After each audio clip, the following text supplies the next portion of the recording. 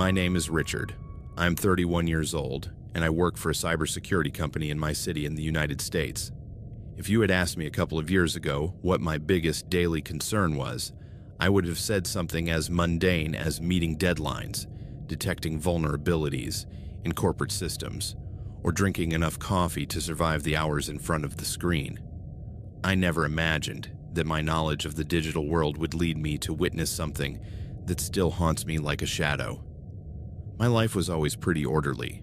Wake up early, drive 20 minutes to the office, check servers, run intrusion tests, prepare reports for clients who didn't even understand what I was explaining to them. Then I would go home, eat dinner alone, put on some music or a TV series in the background, and continue programming for pleasure.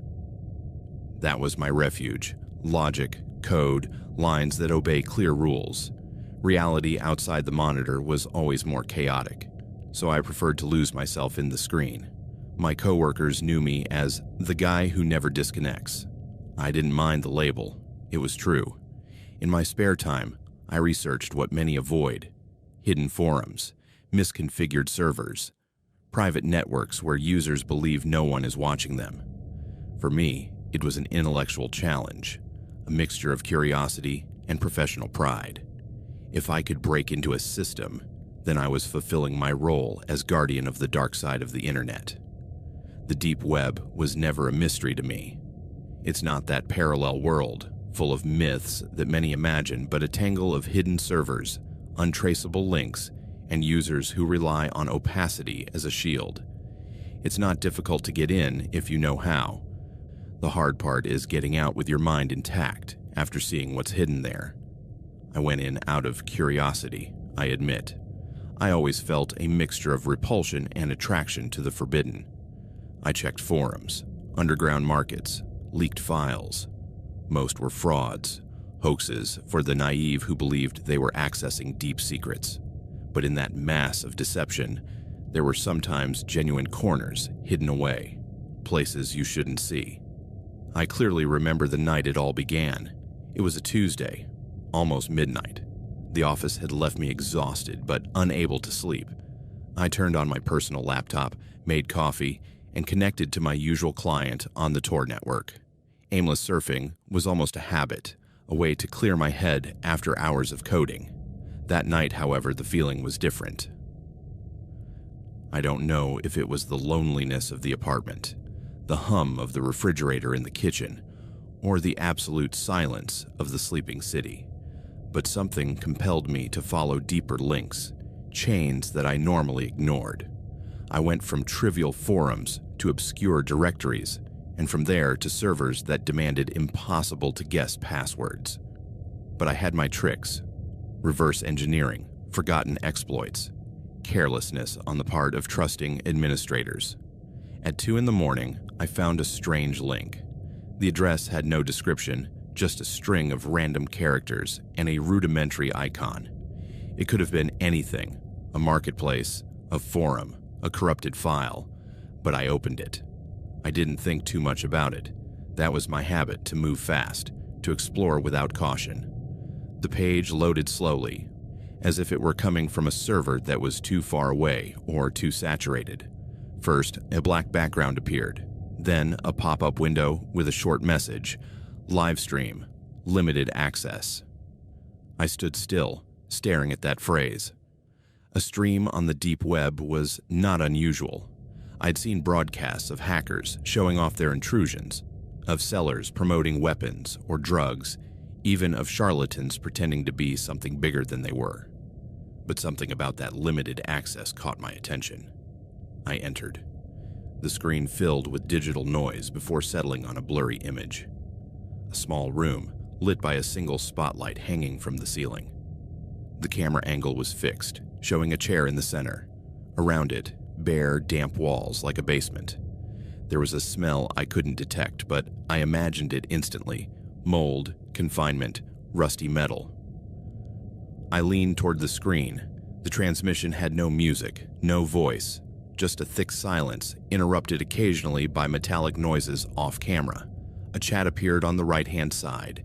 Messages in different languages, symbols, insults, macabre jokes. The The users seemed to be waiting for something. I didn't understand what. Suddenly, two figures entered the scene. Their faces were covered by simple masks, as if they didn't care much about hiding. They were dragging someone. It was a woman. They sat her down in the chair and tied her wrists and ankles. She screamed and begged, but the sound was distorted, as if the transmission was filtering it to prevent recognition. Even so, the terror in her voice was unmistakable. I froze. I wanted to close the window, turn off the computer, forget what I was seeing, but I didn't. I stayed. And then I saw her clearly, her face, her expression. The reality check was brutal. I knew her. She wasn't a stranger. She wasn't an anonymous victim, like in so many stories on the deep web. She was Sarah Mitchell, a girl I had shared a desk with in high school. The same shy smile from back then, now turned into a look of absolute horror. The blood drained from my body. The chat on the right was filled with laughter, bets, and morbid comments.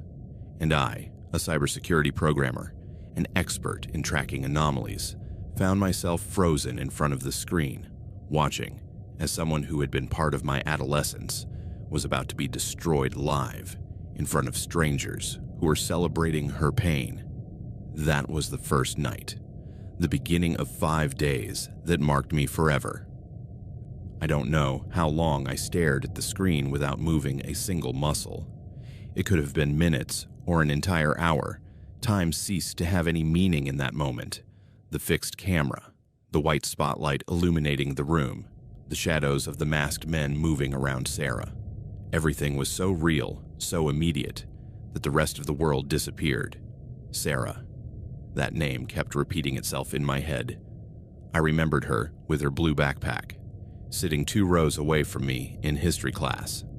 I remembered that she was reserved, that she rarely participated, but that she always had a friendly smile when someone spoke to her. I saw her now, torn apart by fear, and I found it hard to accept that she was the same person. I wanted to close the laptop. I really tried. My hand trembled over the mouse, but I didn't click. Something stronger than me kept me there. Maybe it was disbelief. Maybe it was the hope that it was all a performance, one of those fake broadcasts that circulate on the deep web to scare the unwary. But I knew it wasn't. The way she was breathing, the desperation in her eyes, the tremors in her bound hands. You can't fake that. The chat was filling up with messages. Some users were asking them to start already. Others were writing dollar amounts, as if they were betting on what was to come. A couple were writing codes that I recognized. They were cryptocurrency wallet addresses. That chilled me more than anything else. This wasn't just sadism. It was a business. One of the masked men approached the camera and placed a sheet of paper in front of the lens. It was a number, written in black marker. I realized it was an identification for the session. There would probably be more. It wasn't the first time they had done this. I wanted to call the police. I thought about it immediately, but reality stopped me. What was I going to say? Hi, I'm on the deep web watching a stream where someone I know is being tortured. How would I prove it was real? How would I explain that I was browsing pages that were already illegal? I imagined myself handcuffed, accused of being an accomplice, while the real culprits disappeared without a trace. Fear paralyzed me. Not just fear for Sarah, but for myself. I was also at risk. That broadcast was being watched by dozens of people around the world.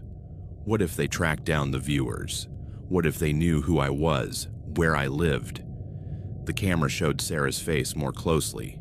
She was crying, muttering something I couldn't understand because of the audio distortion. The masked men hit her to silence her. I jumped in my chair as if I had felt it myself. I slammed the laptop shut. The room fell silent. My breathing was heavy. My heart was pounding as if I had run a marathon. I paced back and forth in my apartment, my hands on my head, not knowing what to do. I poured myself a glass of water and drank it in one gulp, as if I could wash away the metallic taste in my mouth. I told myself it wasn't real, that it must be a setup, a well-done hoax. But every time I closed my eyes, I saw Sarah's face, and I knew it wasn't fiction. I didn't sleep that night. I stayed on the sofa with the laptop closed on the table, tempted to open it again. At 6 in the morning, when the sun began to filter through the blinds, I couldn't take it anymore. I opened it. I logged back into the link. The transmission was still active. Sarah was in the same chair, but she wasn't crying anymore. She was exhausted, her head bowed, her lips cracked. Her arms and legs had red marks from the restraints.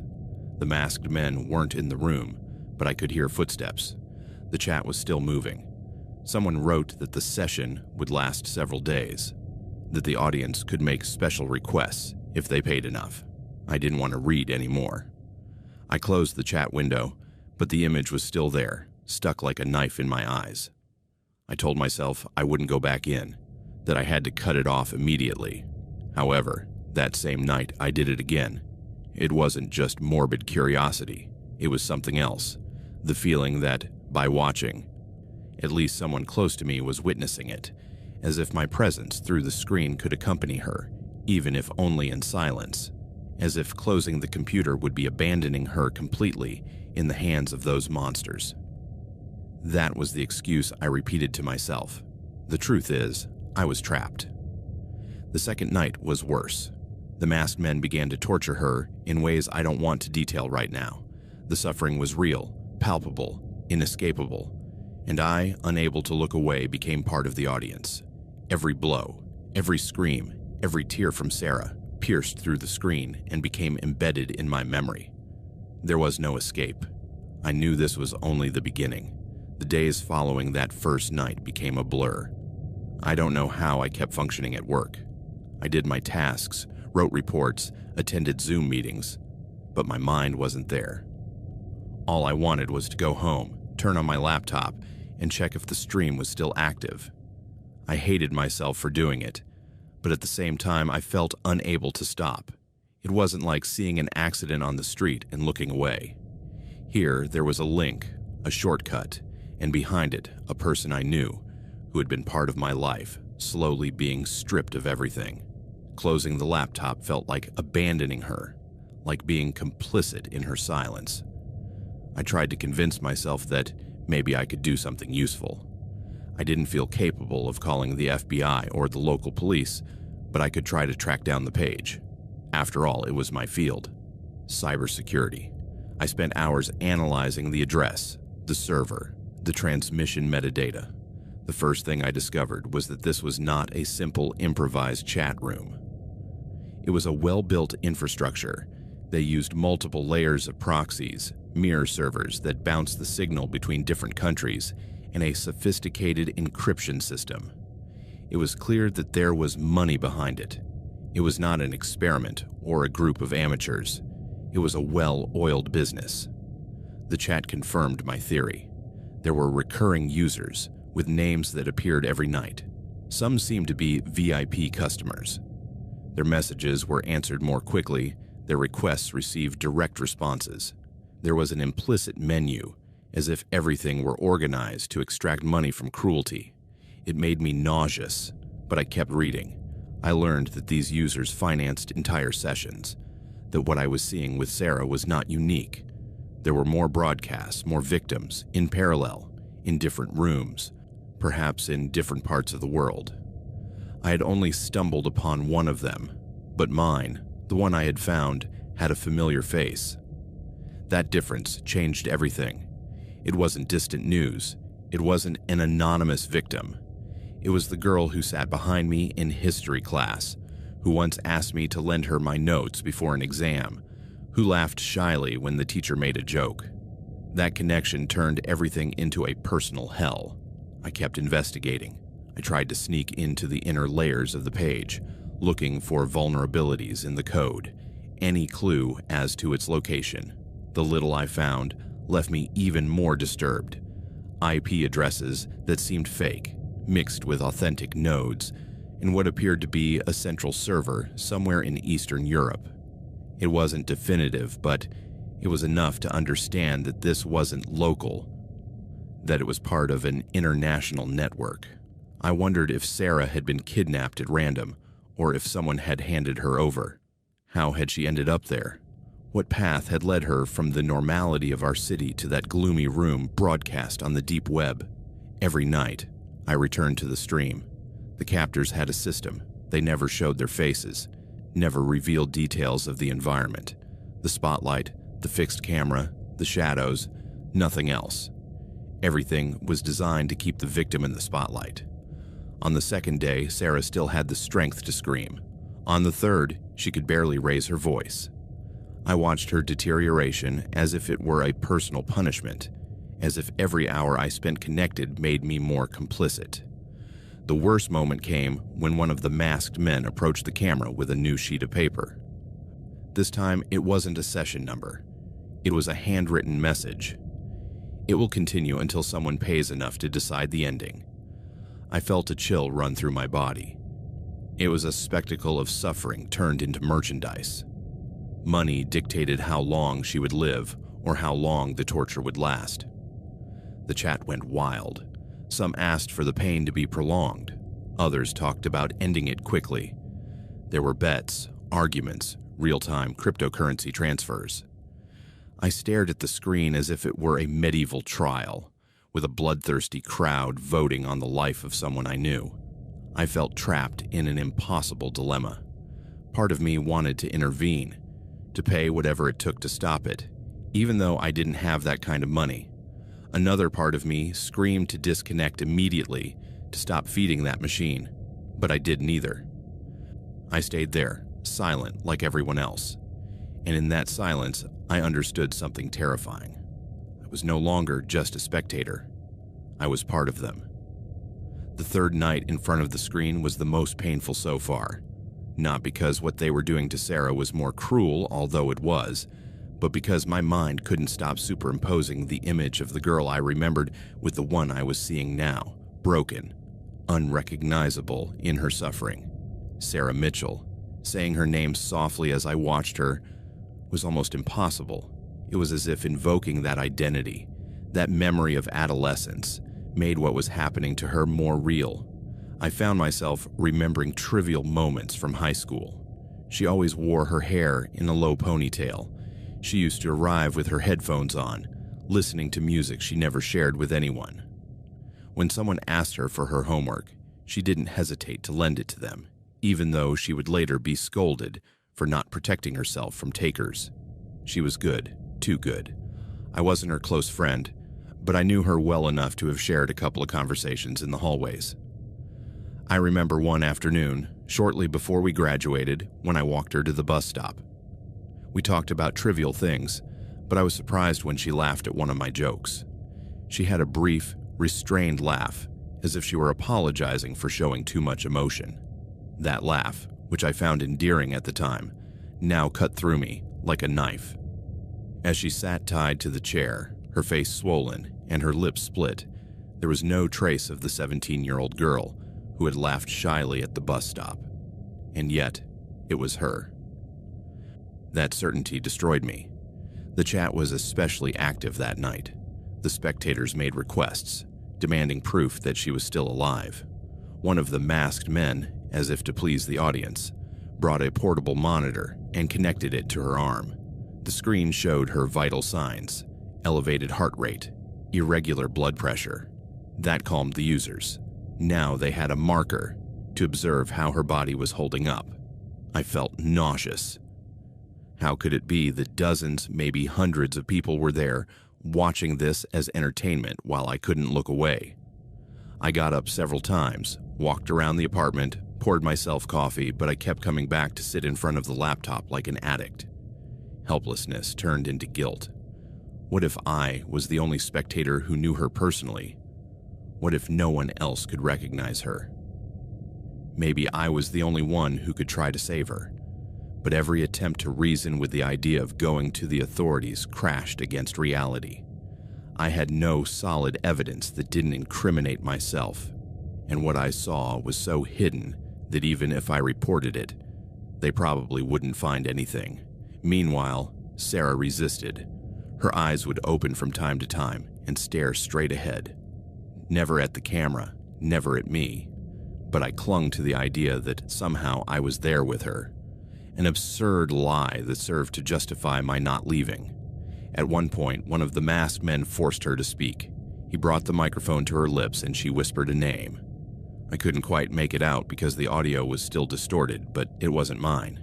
Maybe it was a family member, a close friend, someone she was calling in her mind to come and rescue her. That detail destroyed me more than the beatings. She wasn't calling me. I was a stranger who had crossed her path years ago, and now I was the only one watching her die through a monitor. I asked myself 1,000 times, what would happen if I disconnected? If I closed the laptop and never came back? Maybe the transmission would continue as usual, without me, without anyone noticing. I could pretend I hadn't seen anything, but I knew I couldn't. Once I saw her face, once I heard her broken voice, there was no turning back. Even if I shut everything down, she would still be there, and I would know it. Around 4 in the morning, the broadcast was interrupted for a few seconds. A black screen appeared with a message in white letters. Day 3, more tomorrow. I felt an immense emptiness. I remained silent, my hands on the keyboard, unable to move. The screen returned to the empty browser, and I saw myself reflected in it. Deep dark circles under my eyes, pale skin, red eyes. I was deteriorating along with her. I closed the laptop. I sank into the sofa and turned off the lights. And for the first time in years, I cried. The first time they really started to hurt her. It wasn't suddenly, but like a twisted game of expectations. Until then, the previous 3 days had been preparatory, tying her up, showing her to the public, humiliating her. But that night, the atmosphere was different. I sensed it the moment I logged on. The chat was more anxious. Users were writing short, urgent sentences, as if they knew something was about to begin. The camera showed Sarah in the same chair, her wrists and ankles secured by straps. Her face was swollen, her hair tangled and damp, her gaze lost. She had lost weight in those days. Her collarbones were visible, as if every hour in that place took a part of her away. One of the men in balaclavas entered the frame. He was carrying a metal tray with instruments. I couldn't recognize everything, but I clearly distinguished a lighter, a pair of tweezers, and something that looked like a scalpel. The sound of metal hitting the table echoed in my headphones, amplified by the microphone. Sarah barely reacted, lifting her face as if she recognized that the worst was yet to come. The chat exploded. Start now. We want to see her scream. Do it slowly. Each line of text was a sentence. I read those phrases and couldn't understand that they were written by real people, like me. Someone sitting in front of a computer. They were monsters, disguised as anonymous spectators. And, most terrifyingly, I was part of that audience.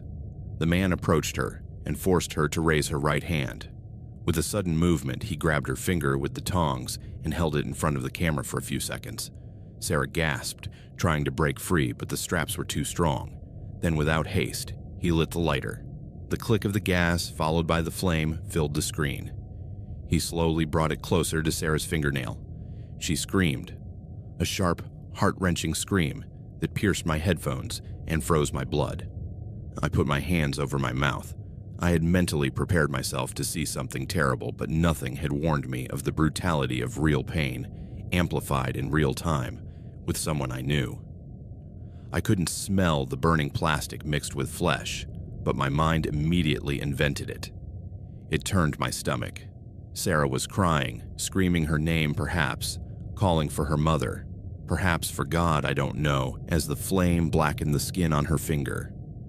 The man held it there for a few more seconds, as if enjoying the show, and then turned off the lighter. I was shaking. My fingers hovered over the keyboard, wanting to do something, to write something in the chat. But I couldn't. What was I going to write? Stop? Stop it? It would be ridiculous. No one would listen. And if I gave myself away, what would happen to me? The torturer let her breathe for a moment, and then repeated the procedure with another finger. The screams continued, becoming more and more broken, more and more faint. She passed out once, but the man slapped her until she woke up. The cruelty was not in doing it quickly, but in sustaining it, in making sure that every second was conscious. I cried in front of the screen, and at the same time I couldn't look away. I hated myself for that. I hated myself for being a passive witness. I hated myself because deep down I knew I would log back in the next day. When they were done, Sarah was gasping for breath, almost unconscious, her hand blackened, her fingers swollen and partially burned.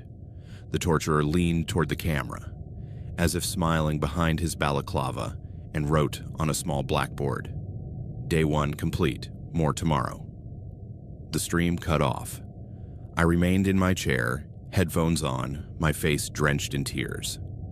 I stared at my own reflection in the laptop's blank screen, and what I saw frightened me as much as what I had just witnessed. Red, dilated eyes, filled with a mixture of horror and fascination. I knew I was trapped. The second day didn't surprise me as much as the first, not because what I saw was any less cruel, but because my mind was somehow already trained to expect the worst. The initial shock had given way to a kind of resignation. It was as if part of me had already accepted that watching Sarah suffer every night was inevitable. I logged in again at the usual time. The link worked the same way, a hidden address with access that seemed improvised but was actually designed for those who knew where to look. The chat room was full again. The same names, the same symbols. Some even seemed to recognize each other, like old friends sharing a common hobby. That detail chilled me more than anything else, the normality with which they talked, as if they were waiting for a new episode of their favorite series. The broadcast began. Sarah was still there, tied up, but something had changed. She no longer looked up at the camera. Her head was down, her hair stuck to her forehead with sweat, her eyes half closed. It was clear that she had spent the entire day in that same position. The torturer from the night before came back in, this time with a syringe in his hand. The chat went crazy. I didn't know what was in it, but when he injected her, Sarah began to convulse. It wasn't a drug to calm her down. It was something to keep her awake, to prevent her from escaping into unconsciousness. The scene lasted several minutes, with her body shaking uncontrollably, her lips bitten until they bled. I dug my nails into the palm of my hand, trying not to scream at the screen. Then came the humiliation. Physical pain wasn't enough.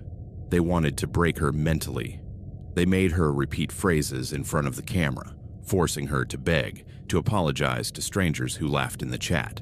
The sound of her trembling voice, saying words she didn't want to say, pierced my head. The third night was worse. That day at work, I couldn't concentrate on anything. Every line of code fell apart before my eyes. My colleagues asked me if I was okay, and I just nodded, making up excuses about insomnia. The truth was that all I could think about was, what will they do to her today? That night, they used razor blades. They didn't kill her. They didn't wound her fatally.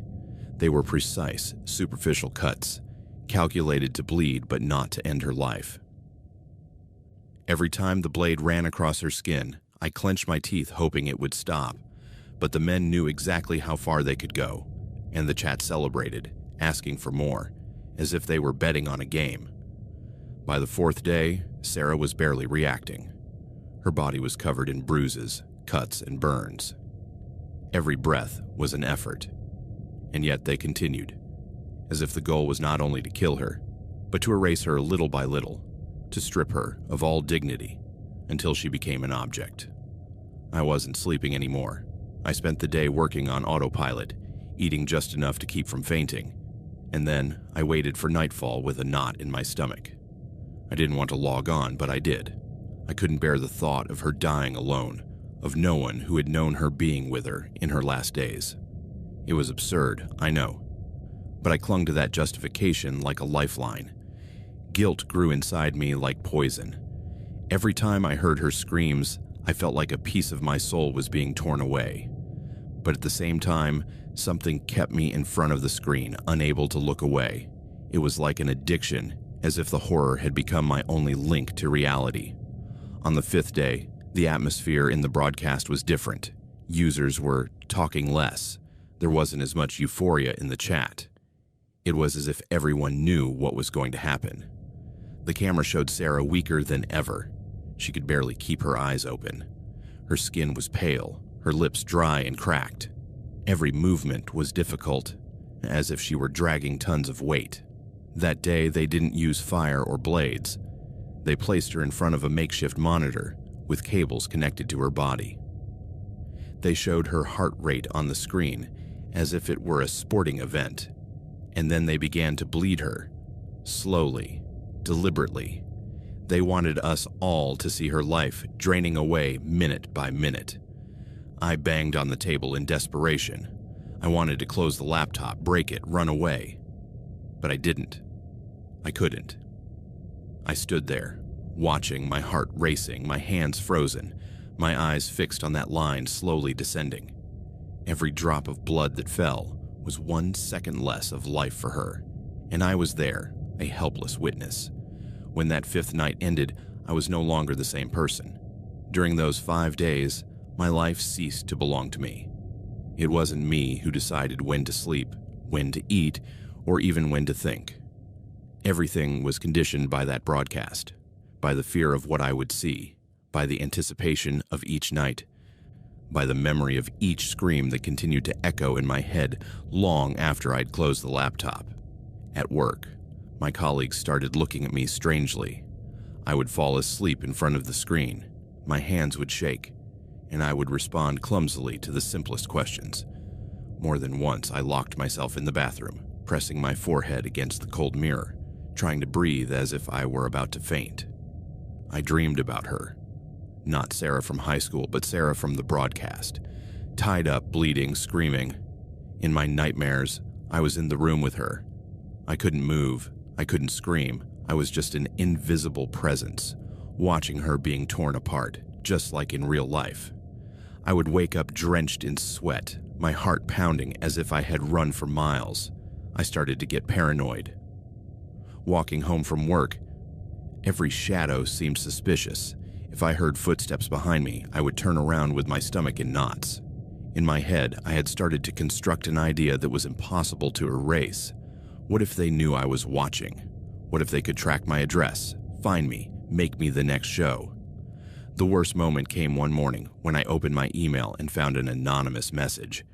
There was no sender, just a single line of plain text. "We know you're there." I froze in front of the screen. I reread those words over and over. The blood drained from my feet. It could have been a coincidence, spam, anything. But I interpreted it as confirmation of my deepest fear. They had identified me. I immediately shut down my computer and ran to check the locks, windows, every corner of my apartment. I spent the afternoon with the lights off, sitting on the floor, waiting for something to happen. No one came, no one knocked on the door, but the seed of terror was already inside me, growing. I began to neglect my hygiene. I went days without showering, without changing my clothes. My food intake was reduced to a minimum. Cold sandwiches, reheated coffee, whatever I could prepare without straying too far from my laptop. Because even though I was terrified, I kept connecting. That contradiction was killing me. I hated to watch, but I hated even more the idea of not being present when the end came. On the 4th day, I remember finding myself muttering aloud.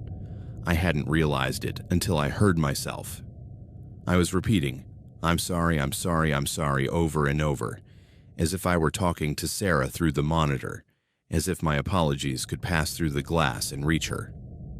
My hands were covered in small cuts.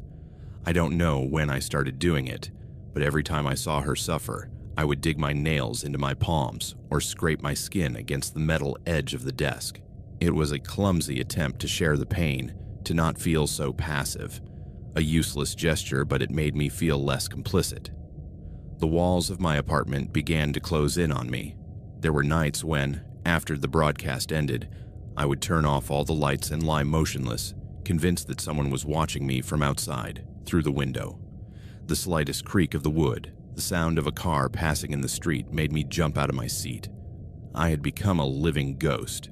I didn't work well. I didn't eat. I didn't sleep.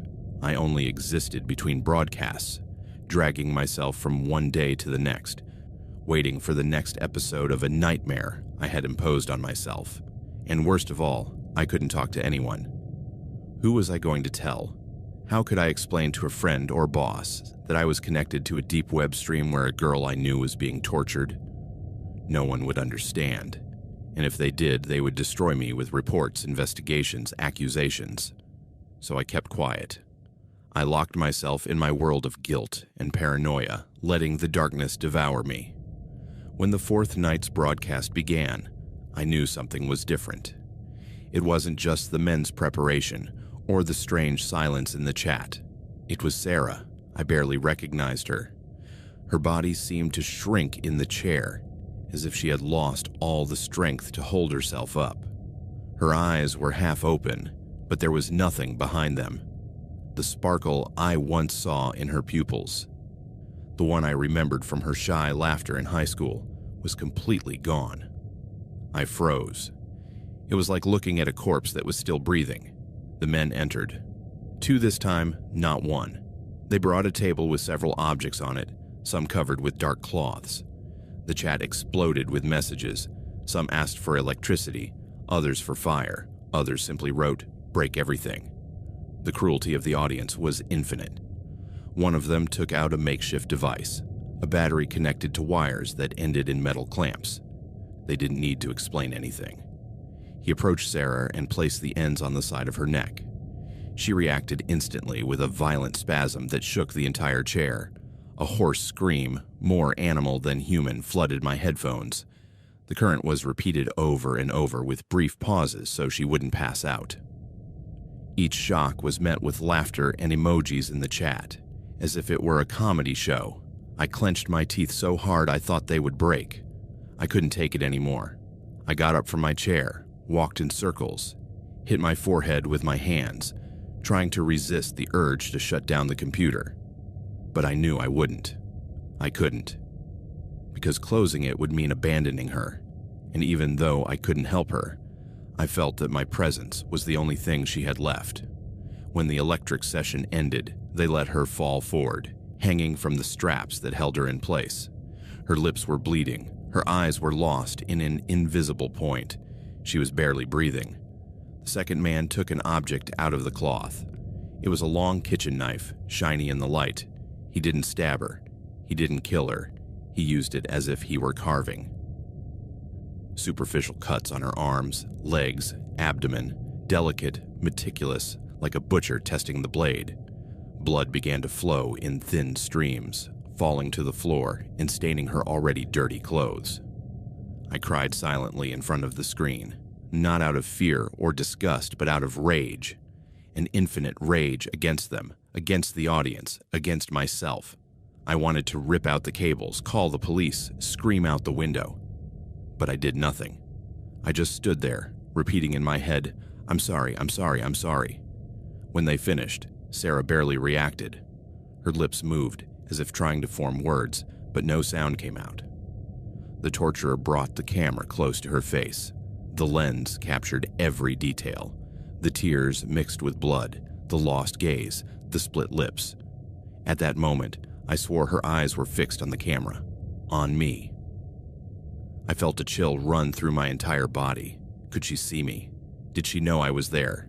Was she asking me for help? My breathing became uncontrolled gasping. I had to move away from the screen, bend over my knees, and stifle the retching. But I came back. I couldn't leave her alone. The show lasted almost 2 hours. Every minute felt like an eternity. When the men finally left the frame, one of them held up a sign in front of the camera. "Last night tomorrow." The stream cut off. I was paralyzed. I collapsed on the sofa, my face in my hands shaking. I didn't know what hurt more, having seen what I saw or knowing that the next day would be the end. I didn't sleep that night. I didn't even try. I paced back and forth in the apartment, like a caged animal, feeling as if the air was poison. I thought about the Sarah who laughed shyly at the bus stop and the Sarah I had seen electrocuted and cut up like an animal. I couldn't reconcile those two images, And the most terrifying thing was the certainty that crushed me. I was going to connect the next day. I knew it would be unbearable, but I also knew I wouldn't be able to look away. The fourth day destroyed me. But the fifth would be the one I could never forget. That night, the air in my apartment was thicker than ever. I opened the window, trying to let in some breeze, but nothing took away the feeling of suffocation. I knew it would be the last transmission. The torturers had announced it, and from the way Sarah had been left the night before, there was no doubt. Her body would not hold out much longer. I connected with trembling hands. The link opened immediately, as if it had been waiting for me. The camera showed Sarah, once again, in the same chair, but it wasn't her anymore. What I saw broke my heart. Her skin was sickly white, stained with crusts of dried blood. Her eyes were sunken, almost closed. Her mouth was half open, breathing with a harsh sound that filled the silence. Her body seemed reduced to a shadow of what it once was. The chat was quieter than usual. There were no jokes, no requests. Just short phrases. It's almost over. Let's watch it. It's the end. I felt infinite revulsion. These people were there to witness life slipping away from a real person, as if it were the finale of a show. The men entered shortly after. They brought a metal cart with several bottles and tubes connected to a clear plastic bag. One of them adjusted the stand next to the chair. I understood immediately what they were going to do. They were going to bleed her dry, slowly, methodically, like someone turning on a faucet and letting the water run out. The other man prepared a tourniquet and held Sarah's left arm. With the precision of someone who had done this too many times, he inserted a needle into her vein. The blood began to flow through the tube into the bag.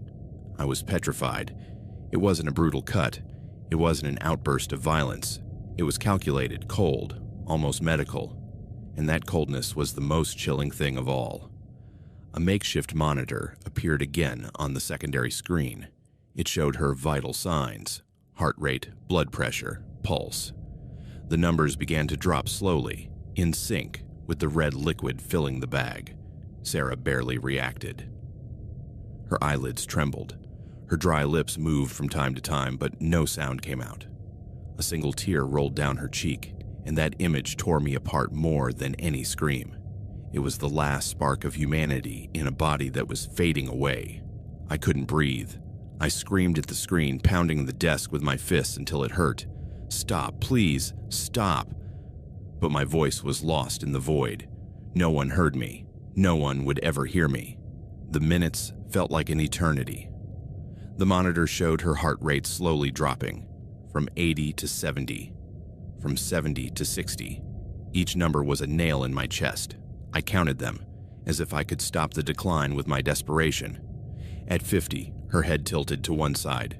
At 40, her lips stopped moving. At 30, the beeping of the monitor began to get longer, more constant. I was crying out loud. Never in my life had I felt so much pain, so much anger, so much helplessness. Finally, the monitor showed a 0 pulse. A continuous beep filled the broadcast. The chat was filled with messages celebrating. I stared at the screen, my hands shaking, my face drenched in tears. The last thing I saw was the man holding the bag of blood in front of the camera, like a trophy, before cutting the transmission. The screen went black, and I knew that something in me had died too. After last night, the apartment became a dead place. There were no noises. There was no light except for the dim glow of the laptop screen. The air was thick, heavy with the smell of stale coffee and dried sweat. I sat on the floor, motionless, my hands resting on my knees, shaking, unable to get up. I couldn't stop staring at the screen. There was nothing to see, but I felt that if I closed my eyes, I would see her again, collapsed in that chair, her eyes empty, her lips split, slowly bleeding to death. I struggled to my feet. I walked to the kitchen, opened the refrigerator, and found the food I had bought days ago, a cold sandwich. I looked at it and couldn't bring myself to take a bite. I couldn't even drink water. Everything tasted like metal, blood, despair. I sat down again in front of the laptop. I wanted to write, to communicate with someone, to ask for help, to report it, but the words wouldn't come out. My mind was a blur. Memories of her face, of the beeps from the monitor, of the screams, of the dried tears. Everything was mixed with the sobs I had held back during the 5 days of torture. Then I noticed something in my own body. My hand was shaking irregularly. I looked at my wrist and saw that it was pale, cold, and damp. My legs weren't responding well. And then I felt it. Intense dizziness, my vision blurring. I lay down on the floor. I felt a strange pain in my chest. My breathing became erratic. I felt my body and sensed the weakness that had built up over the last few days. Insomnia, hunger, constant tension, stress, fear. Everything had added up to a critical point. I tried to get up. I couldn't. I tried to call someone. I didn't have the strength. And there, on the floor of my apartment, I understood what had happened. Not only had I witnessed the murder of someone I knew, I had surrendered my own life to the screen, to the laptop, to the broadcast, to the horror I couldn't stop. My last impulse was to look at the screen one more time. My reflection was pale, my eyes empty. I checked the computer. My vital signs were fading. My pulse was unresponsive. My blood pressure was gone. I had lost too much blood internally without even fully realizing it, due to a combination of stress, self-harm, extreme exhaustion, and total neglect. The laptop was reflected in my eyes. I no longer had a pulse. The horror had consumed me until the end. There were no sirens. There was no rescue. Only the stillness of an exhausted body sitting in front of a blank screen, while the memory of Sarah remained alive, forever etched in my mind. There are moments in life that serve as a turning point, a watershed that divides everything into a before and after. For most people, these are common milestones: a marriage, a birth, a loss. For me, the pivot was a bank transfer of $50,000. That figure, which at one point in my life would have seemed like an unattainable dream, the kind of money I only saw in movies or on the profiles of influencers who pretended to live in Los Angeles mansions, became the price of my soul. The Achilles heel that completely broke down the defenses of my world. It was the most money I ever made, and on the same night, I lost everything that made me feel human. I lost my dignity, my sense of security, and even the person I thought I was. My name is Keela, and this is the story of how I sold myself piece by piece, until there was nothing left that a predator couldn't claim as his own. It all started, as many terrible things do, with a desperate need. I lived in a small apartment in Phoenix, Arizona, on the 4th floor of a red brick building that perpetually smelled of dampness and cheap fried food. Air conditioning was a luxury I couldn't afford, and July nights were torture. The dry desert heat seeped through the cracks in the windows, sticking to my skin like a second layer of sweat. I slept in my underwear, with a rusty fan pointed directly at my face. But even so, I woke up every hour, drenched, my throat dry and my heart racing with anxiety. I was 27 years old, and my life was a downward spiral of debt. My student loans totaled more than $80,000. I worked part-time at a downtown coffee shop, serving lattes to people who didn't even look me in the eye, and at night, I tutored English to kids who were as bored as I was. I earned a total of about $1,500 a month. After paying rent, electricity, internet, and food, I had, if I was lucky, $50 left for everything else. I had no savings. I had no family to help me. My parents died in a car accident when I was 19, and since then, I had been alone.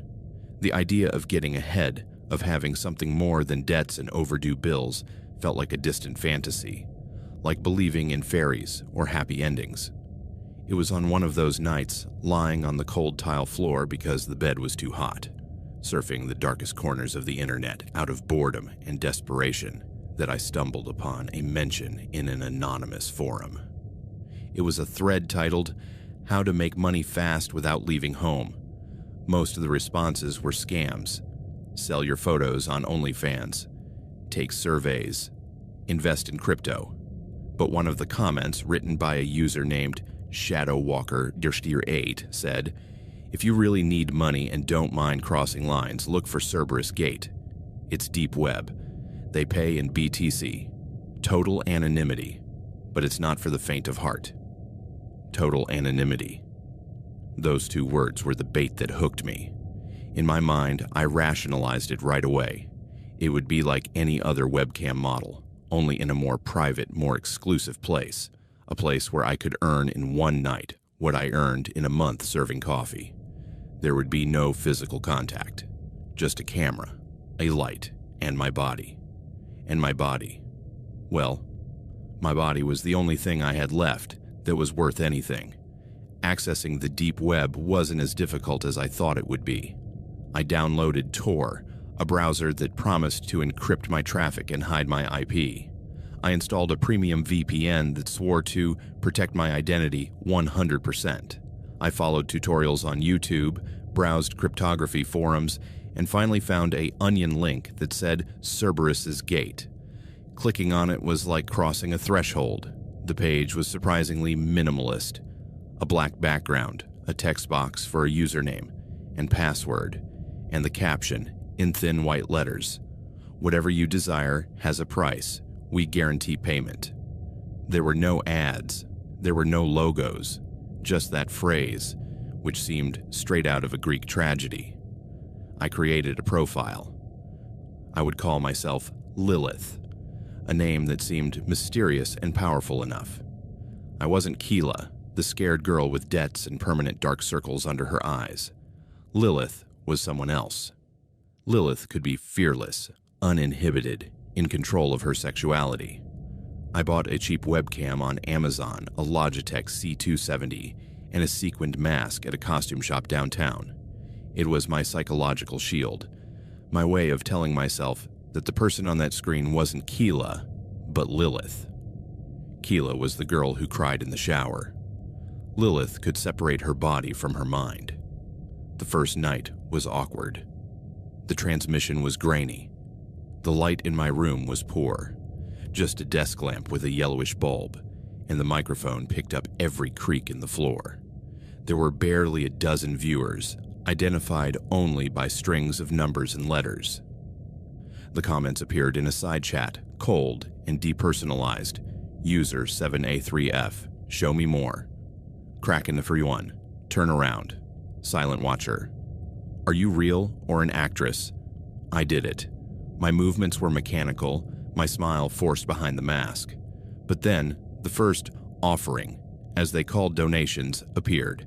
An alert on the screen, $100. The user Kraken1 had sent the money. The request was simple. Take off your shirt. A lump formed in my throat. $100 for something so simple. It was more than I earned in 4 hours of work. I took a deep breath. You are Lilith, I told myself.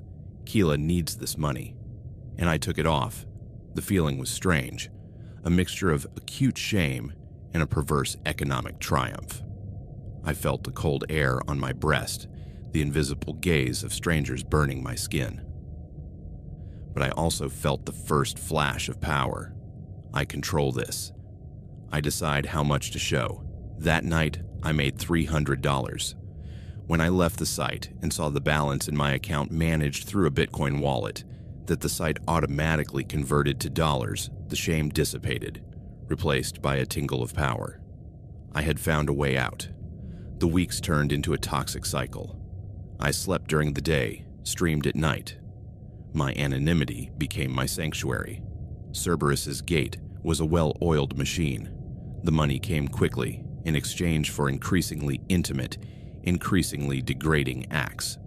At first, they were just suggestions. Touch your neck. Move your hips. Then they became orders. Open your legs. Put a finger in. I started buying accessories, objects I used on camera, at the request of those who paid. A fake leather whip, velvet handcuffs, a pink vibrator I hated but used because they paid well for it. Each new threshold I crossed came with a justification. It's just my body. It's not really me. It's for the money. The mask was my armor, but it was starting to stick to my skin. Sometimes, I would look in the mirror after a broadcast and not recognize the person staring back at me. Keela's eyes seemed empty, as if Lilith had taken her soul. My debts began to go down. I paid my overdue rent. I bought new clothes. I even treated myself to a massage. But the price wasn't just emotional. Physically, it hurt. Not because of the sex that was the least of it, but because of the posture, the hours spent sitting in the same position, the constant tension of faking pleasure. I had bruises on my thighs from clenching my legs, sores on my lips from biting them to keep from screaming in frustration. And my mind was the worst. I started dreaming about the chat, about the faceless voices, about the orders. I would wake up with my heart racing, wondering if someone had seen me on the street, if someone knew who I really was. But the money kept coming, and I kept saying, yes. That's when Minos appeared. His username stood out from the start, while others were alphanumeric codes X7 Killer, Dark Pleasure Jizz 99. Minos sounded ancient, mythological, judgmental. He never wrote in the chat, he just watched. I could feel his silent presence, a digital shadow hanging over the stream. He didn't send small gifts, he just watched. Until that night. It was a normal stream. I was using the vibrator, wearing the blindfold, repeating the phrases I knew they wanted to hear. Yes, more, please. Then the screen exploded. An alert, bigger and brighter than any she had ever seen, covered the chat. Minos's offer. $5,000. $5,000. The chat went crazy. User Ter7A3F, WTF, Krakendur1. Who is this guy? Silent watcher. Minos always pays. I was breathless. The request was specific. Use the object you left on the right side of the bed and sing a lullaby. It was strange. Disturbingly intimate. On the right side of the bed was a teddy bear my mother had given me before she died. I used it as a backdrop, as a human touch for the broadcasts. No one had asked me to touch it. I did. I grabbed the teddy bear, pressed it against my chest, and began to sing Twinkle, Twinkle, Little Star in a trembling voice. That night, I felt more violated than all the previous times, even though he hadn't touched me. Minos had bought a piece of my vulnerability. He became a constant presence. His offerings were always the most generous $8,000, $2,000, $5,000, and his desires the most disturbing. He didn't ask for explicit sexual acts, he asked for psychological submission. Stay still for 10 minutes, don't blink. Stare at the camera and say, I'm yours. Cry, I want to see your tears. Every time I did it, a part of me shrank inside. He was sculpting Lilith, molding her to his liking, and I, Keela, was simply the unconscious clay. The paranoia began to grow. I started checking the locks on my apartment 2, 3 times before going to sleep. Every noise in the hallway, a door closing, footsteps made me jump. The VPN was always on. The browser was always in private mode. I repeated the site's slogan to myself, total anonymity. I clung to that like a mantra. It was my lifeline, until the night of the eclipse arrived. It was one of those heavy broadcasts where the requests were particularly sordid, and I felt especially disconnected from my body. I had fulfilled several desires. They had made me use the whip on my own thighs, swallow my tears, tell the camera I was a whore. The fog in my mind was almost tangible. Then the screen exploded. An alert, bigger and brighter than any other, covered the chat. Minos offer, $50,000. $50,000. The number was burned into my retinas. The chat stopped. The world stopped. My heart leapt wildly in my chest. It was a fortune. It meant freedom. It meant paying off all my debts. A fresh start, the chance to leave all this behind forever. And then, the desire appeared. It wasn't in the chat. It was a private, direct message that popped up in a window. The words, in a simple white font, seemed to scream in the silence of my room. For this final offering, the veil is lifted. The price is your address, 2841. North 7th Street, apartment 4B, Phoenix, Arizona. I'll be waiting. I read the words once, twice, 3 times. My brain refused to process them. It wasn't a request. It was a statement. And then the most horrible part, my address. My real address. There, on the screen, for me to see. Total anonymity was a lie. Cerberus's gate didn't protect its models. It sold them to the highest bidder. And Minos had just bought my location, my life, for $50,000. A scream caught in my throat. Cold sweat instantly drenched me. My fingers, numb with panic, flew over the keyboard to shut down the transmission. I disconnected the camera. I unplugged the router. I staggered to the door and secured the deadbolt, putting the security chain on as well. I leaned against the wood, gasping, tears clouding my vision. Outside, Phoenix went on with its life, oblivious to the terror unfolding in apartment 4B. I looked at my phone. The notification from the bank was there. $50,000, it had arrived. The money I had wanted so badly now felt like poison in my account. The price on my own head. The following days were a hell of absolute paranoia. I didn't go out. The blinds were always down. I lived on canned food and bottled water. Every knock on the door sent me running to hide in the closet, holding my breath until my heartbeat deafened my ears. I reported my leaked address to the police, but without a name, without an explicit threat other than a message on the internet. There was nothing they could do. Moving would be the sensible thing to do, miss, the officer told me in a weary voice. As if moving were that easy. The money was there, but it was tainted, cursed. I couldn't touch it. Minos didn't write anymore. His silence was the most terrifying thing. It was the calm before the storm, the confidence of a hunter who knows where his prey is and can afford to wait. On the night of the attack, a week later, I had managed to get some light nightmare-filled sleep on the sofa. A sound woke me up. It wasn't a door slamming or a scream.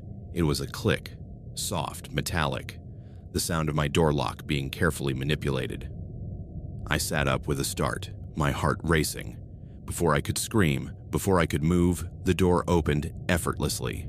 The security chain, which had been my last and weakest bastion, flew through the air with a sharp crack of splintered wood. He was there, framed in the doorway, illuminated by the dim light from the hallway. He wasn't a monster from my nightmares.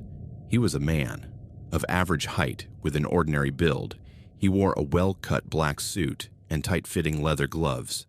But his face was hidden behind a mask. It wasn't a sequined mask like mine. It was a smooth white plastic mask, featureless, expressionless. It was the embodiment of the anonymity I thought I had. It was Minos. I screamed. Finally, the torn sound burst from my throat. I lunged backward, tripped over the coffee table, and fell to the floor. He entered and closed the door behind him with a final dull thud. His breathing was calm, measured. He didn't say a word. "Please," I begged, crawling across the floor. "The money, take it, it's all there." He ignored my cries. From an inside pocket of his jacket, he took out a small phone and placed it on a ledge, pointing toward the center of the room. He turned on the screen. I could see the Cerberus's gate interface.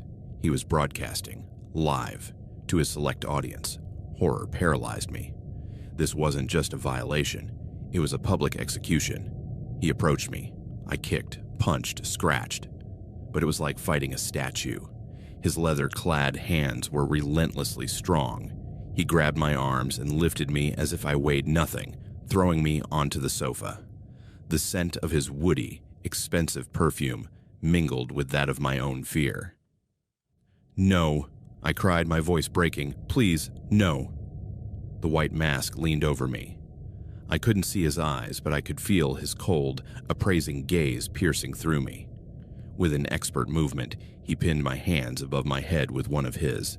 His other hand began to tear at my clothes. First my t-shirt, then my bra. The cold air hit my breast, but that wasn't what made me scream. It was the way he looked at me, as if he already knew everything about me, as if he had already possessed me 1,000 times in his mind. Then his fingers slid down my stomach, toward my pajama pants. He ripped them off. There were no preliminaries. There were no words, just the sound of fabric tearing and then the pain, sharp, heartbreaking. He penetrated me without lubrication, without mercy, with a violence that split me in two. I screamed. But he didn't stop. He moved with mechanical precision, as if he were completing a task. His breathing was rhythmic, controlled, and, floating in the air, the dim light of the phone, transmitting every moan, every tear, every piece of my destruction to an invisible audience that was undoubtedly enjoying the show. My mind broke. I was no longer Keela. I was no longer Lilith. I was just a body, conquered territory, an object used in a live broadcast. I disconnected. I floated on the ceiling, looking down at the scene, watching the pale, broken girl on the sofa and the masked man moving over her. It was the only way to survive. I don't know how long it lasted. When it was over, he got up as calmly as he had arrived. He adjusted his suit. He walked over to the ledge, picked up the phone, and turned off the broadcast. Then he turned to me. I lay there, curled up, shaking uncontrollably, covered in bruises and shame. He approached and leaned over me. For a terrifying moment, I thought he was going to remove his mask to force me to see his face. But he didn't. Instead, his gloved fingers closed around my wrist with pressure that promised bruises. He lifted it up, forcing me to look at the thin gold watch he wore. "Look at the time, Lilith," he whispered. His voice, the first I heard, was surprisingly soft, polite, a thread of ice that pierced my soul.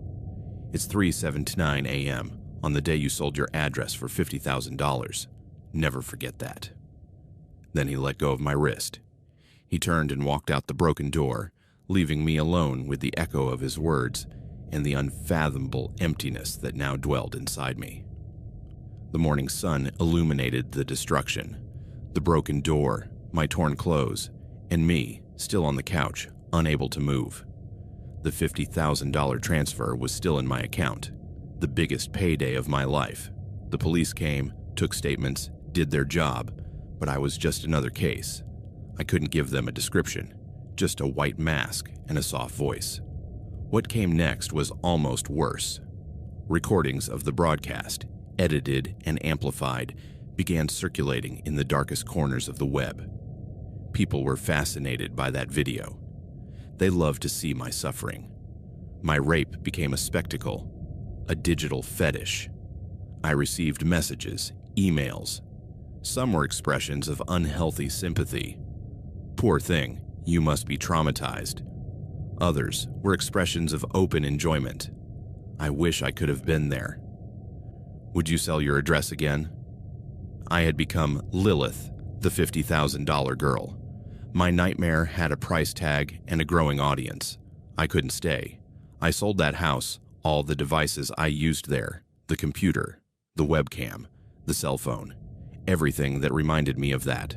I threw it in a dumpster, and I moved to another country, which I won't name so as not to reveal anything. I changed my name. I tried to rebuild my life.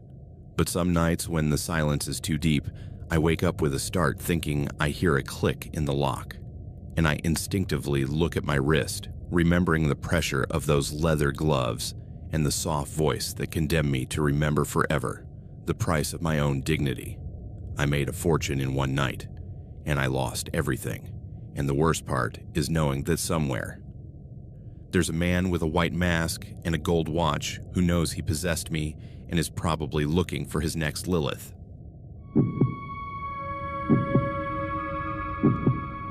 My name is German. I'm 31 years old, and I made the biggest mistake of my life 2 years ago. A mistake that haunts me every day, every month when I have to make that payment. A mistake that turned my innocent curiosity into a living nightmare from which I cannot escape. I can't go to the police, I can't tell anyone, and every day I live in fear of what might happen if I stop paying. This is not a ghost story. It's not something paranormal or supernatural. It's much worse because it's completely real. It's the story of how a moment of stupid curiosity made me a victim of extortion. and how that extortion continues to this day. But let me start at the beginning, on the night it all began. It was February 2023. I was working as a data analyst for a marketing company in Seattle, a normal office job that paid decently, but was, honestly, boring as hell. I spent my days looking at spreadsheets, analyzing consumer trends, and writing reports that probably no one ever read in their entirety. I lived alone in a one-bedroom apartment on Capitol Hill, a vibrant neighborhood full of restaurants and bars.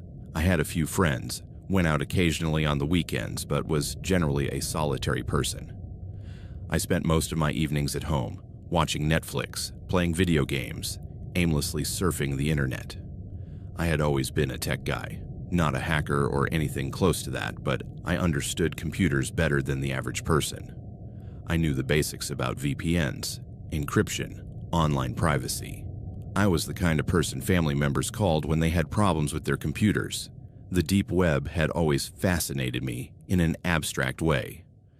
Not the dark web where you're supposed to be able to buy drugs and guns, but the deep web in general, that massive part of the internet that normal search engines don't index. Academic forums, specialized databases, niche communities that existed beneath the surface of the conventional internet. One Friday night, after a particularly boring week at work, I decided to explore. I had no plans for the weekend. I had a half-full bottle of whiskey, and my curiosity finally got the better of my caution. I downloaded Tor browser, the browser most people use to access .onion sites on the deep web. I set up a VPN for an extra layer of privacy. I took all the precautions I had read about in various tech articles. I felt like a spy, as if I were doing something dangerous and exciting, although, honestly, I was just planning to browse. The first few hours were disappointing. Most sites were slow, many links were broken, and the content was mostly mundane. A few forums on digital privacy, some alternative news sites, nothing dramatic. But then I found a forum directory, a kind of index listing hundreds of different communities. There was everything: forums on cryptocurrencies, politics, technology, philosophy. And there, among all the others, I saw one that caught my attention. Unexplained experiences, real stories. I clicked on the link. The forum was simple, basic 2000s design, black background with neon green text. There were dozens of threads, people sharing stories about strange experiences they had had. Paranormal things, creepy encounters, unexplained phenomena. Now, let me be clear, I don't believe in the paranormal. I never have. But I love horror stories. I love the genre, the atmosphere, the way a good story can make you feel uncomfortable even when you know it's not real. So I started reading. Story after story, some well-written, others not so much. People reporting seeing shadowy figures, hearing voices, experiencing phenomena they couldn't explain. Some stories were obviously fake, written by people who just wanted attention. Others were more convincing, written with specific details that made them feel authentic. I spent hours reading, the whiskey slowly disappearing as I delved deeper into the forum. Most of the stories were harmless, basic entertainment, but there was something about the anonymity of the forum, the way people shared their experiences unfiltered, that made it more absorbing than reading horror stories on Reddit or any other mainstream site. Around 2 in the morning, I considered signing up and sharing my own fake story just for fun, but something stopped me. Maybe it was the time, maybe it was the alcohol, or maybe it was a rational part of my brain telling me that signing up for a deep web forum was probably not the best idea. Instead, I just kept reading, clicking from thread to thread, losing track of time. It was around 3 in the morning when I received the message. It appeared on my screen as a pop-up window overlaying the Tor browser. A simple black text box with red letters. Your order will arrive in 3 days. I stared at it, confused. Order. I hadn't ordered anything. I hadn't clicked on any purchase links. I hadn't entered any credit card information. In fact, I'd been extremely careful not to click on any suspicious links or download anything. I clicked the X to close the pop-up window. It disappeared without a problem. It was probably just spam, I decided. Some kind of automated advertising or minor malware that my VPN and browser had appropriately blocked. But it had unsettled me enough to end my browsing session. I closed Tor, turned off my VPN, and scanned my computer with 3 different antivirus programs. They all came back clean. No malware detected, no viruses, nothing unusual. "You're being paranoid," I told myself as I got ready for bed. It was just random spam. I went to bed around 4 in the morning, exhausted from the combination of alcohol and the late hour. I slept soundly, no nightmares, no worries. When I woke up on Saturday afternoon with a moderate hangover, I had mostly forgotten about the message. I spent the day recovering, watching TV, ordering Chinese food. I didn't think about it again. Sunday was similar. I did some chores, went to the gym, prepared food for the week. A completely normal, boring life. On Monday, I went back to work. Meetings, spreadsheets, more meetings. My boss was in a bad mood, which was not unusual. A colleague complained about her divorce over lunch. Everything normal, everything predictable. On Tuesday night, I was in my apartment watching a basketball game when my phone vibrated. An email from an address I didn't recognize. Random string 39847 protonmail.com. The subject line was blank. I opened the email cautiously, expecting spam. 2 more days. That was it.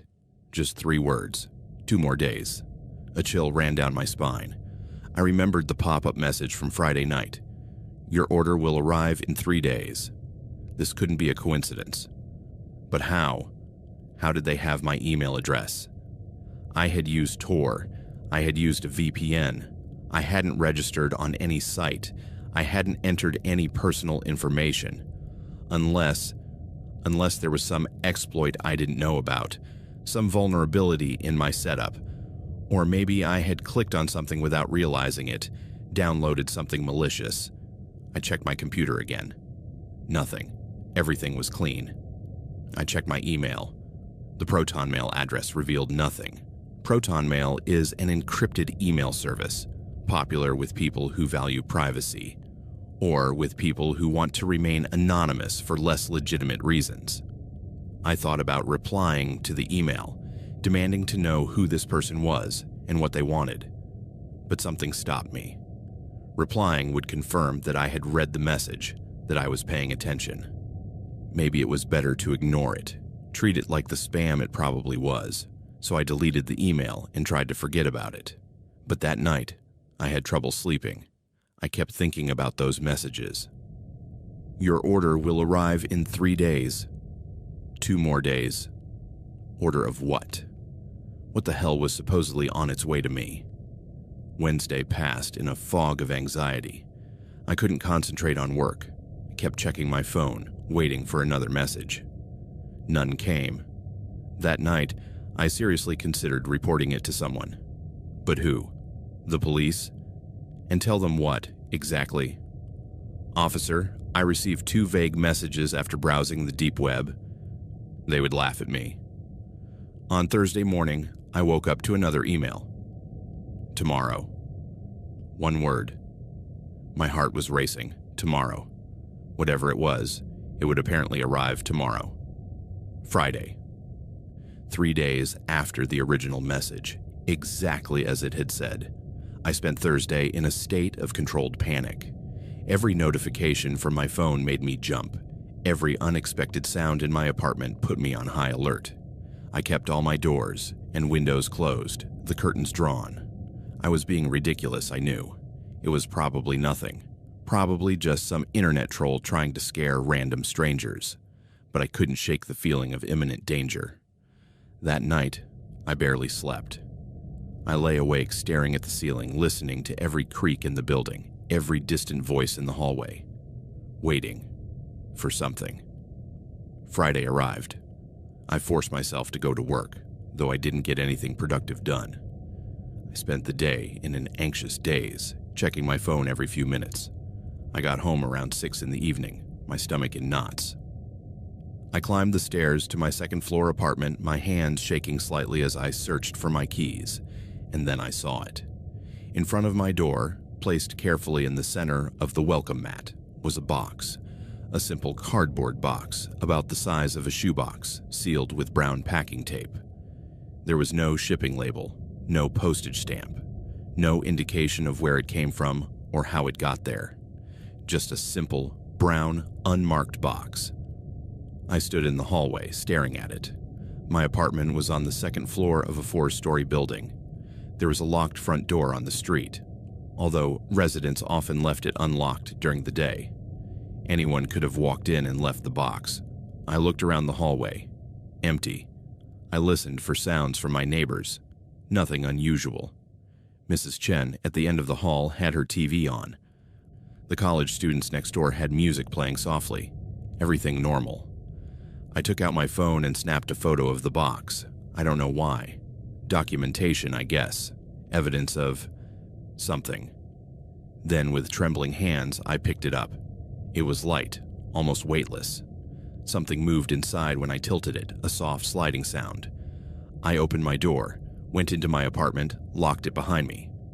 I put the box on my coffee table and sat down on the sofa, staring at it. Part of me wanted to throw it away immediately, take it to the dumpster without opening it.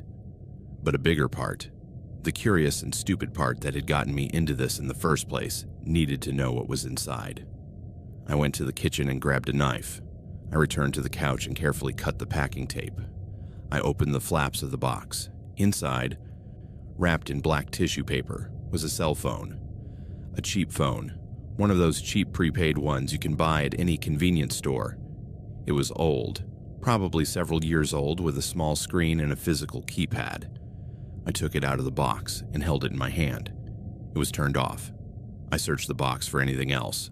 A note, a card, any explanation. Nothing. Just the phone. Okay, I said aloud. Someone sent me an old phone. Weird, but harmless. Probably just a... The phone vibrated in my hand. I jumped so hard I almost dropped it. The screen lit up, showing an incoming call. The number was not listed. My finger hovered over the answer button.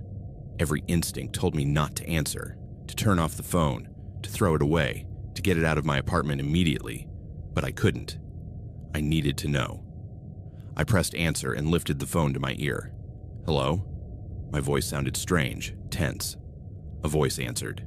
Male, middle-aged, with a slight accent I couldn't place. He spoke slowly, deliberately, each word measured. Hello, German Alexander Diaz. My full name. They knew my full name. Who are you? I demanded, trying to sound braver than I felt. Someone who knows a lot about you. German. I know where you live, obviously. 342, East John Street, apartment 2B, Seattle, Washington 98102. I know where you work. Data Metrics Solutions downtown. I know you make $58,000 a year, that you have $17,000 in student loan debt, that you have $2,300 in your savings account. My blood ran cold. That information, all of that information was correct. Down to the last dollar in my savings account. How? I began. I know about your mother, Patricia, who lives in San Diego. I know about your younger sister, Anna, who is a junior at the University of Arizona. I know about your father, Ricardo, who left your family when you were 12 and whom you haven't spoken to in almost 20 years. I felt nauseous. This was personal, family information. Information that wasn't publicly available. What do you want? My voice came out barely a whisper. For now, I just want you to know that I can get to you, German. That I can get to your family. Your mother lives alone in a small house in the North Park neighborhood. Your sister lives in the student dormitory on campus, room 312. They would be defenseless if anything happened to them. Don't you dare touch them, I said, finding some courage in my anger. If you do anything to them, I'll go to the police. The voice laughed, a cold, humorless sound. You'll go to the police and tell them what? That you got a free phone and a phone call. I haven't threatened anyone, German. I'm just stating facts. I know where your family is. I know how to get to them. That's not a threat. It's just information. What? What do you want from me? Nothing for now. I just want you to know that I'm watching you. Keep this phone with you at all times. Turned on. I'll call you again soon with instructions in German. What? Don't try to go to the police. Don't try to trace this call. Don't try to find me. If you do any of those things, I'll know, and your family will pay the price. Do you understand? Yes. Good. We'll talk soon. The line went dead. I sat on my couch, the prepaid phone still in my hand, my body shaking uncontrollably. This couldn't be happening. It was a nightmare. It had to be. Things like this don't happen in real life. But the phone in my hand was real. The information the voice had shared was real. The implied threats to my family were real. What had I done? How had browsing a random deep web forum led me to this? I spent the rest of that night in a panic. I Googled deep web extortion, cyber blackmail, anonymous threats. I found many articles about various online extortion schemes, but nothing that exactly matched my situation. Most online extortion scams were basic. Someone claims to have compromising photos of you, or claims to have hacked your webcam and threatens to share the content unless you pay. But I knew I didn't have any compromising photos or videos.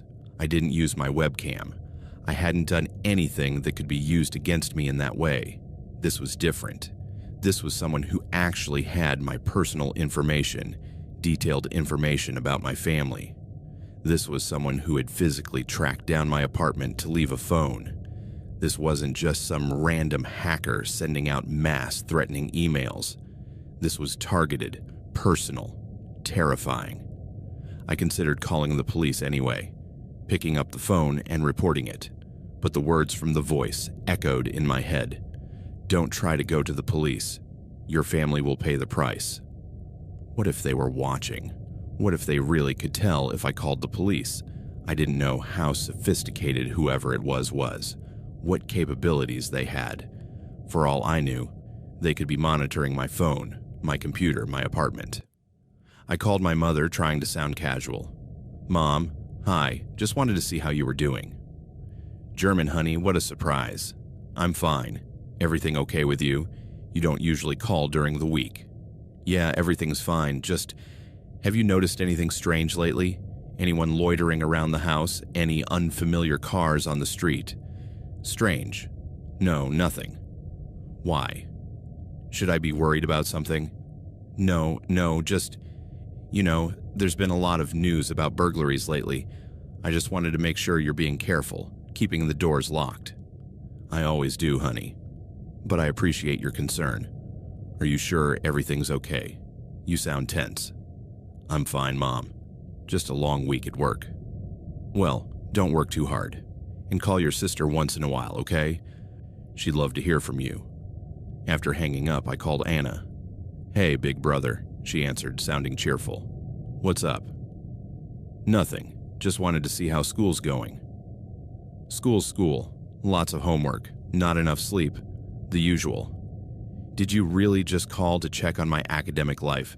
That's not like you. Have you noticed anyone acting weird lately? On campus? In your dorm? Weird. German. I'm in college. Everyone is weird. What do you mean specifically?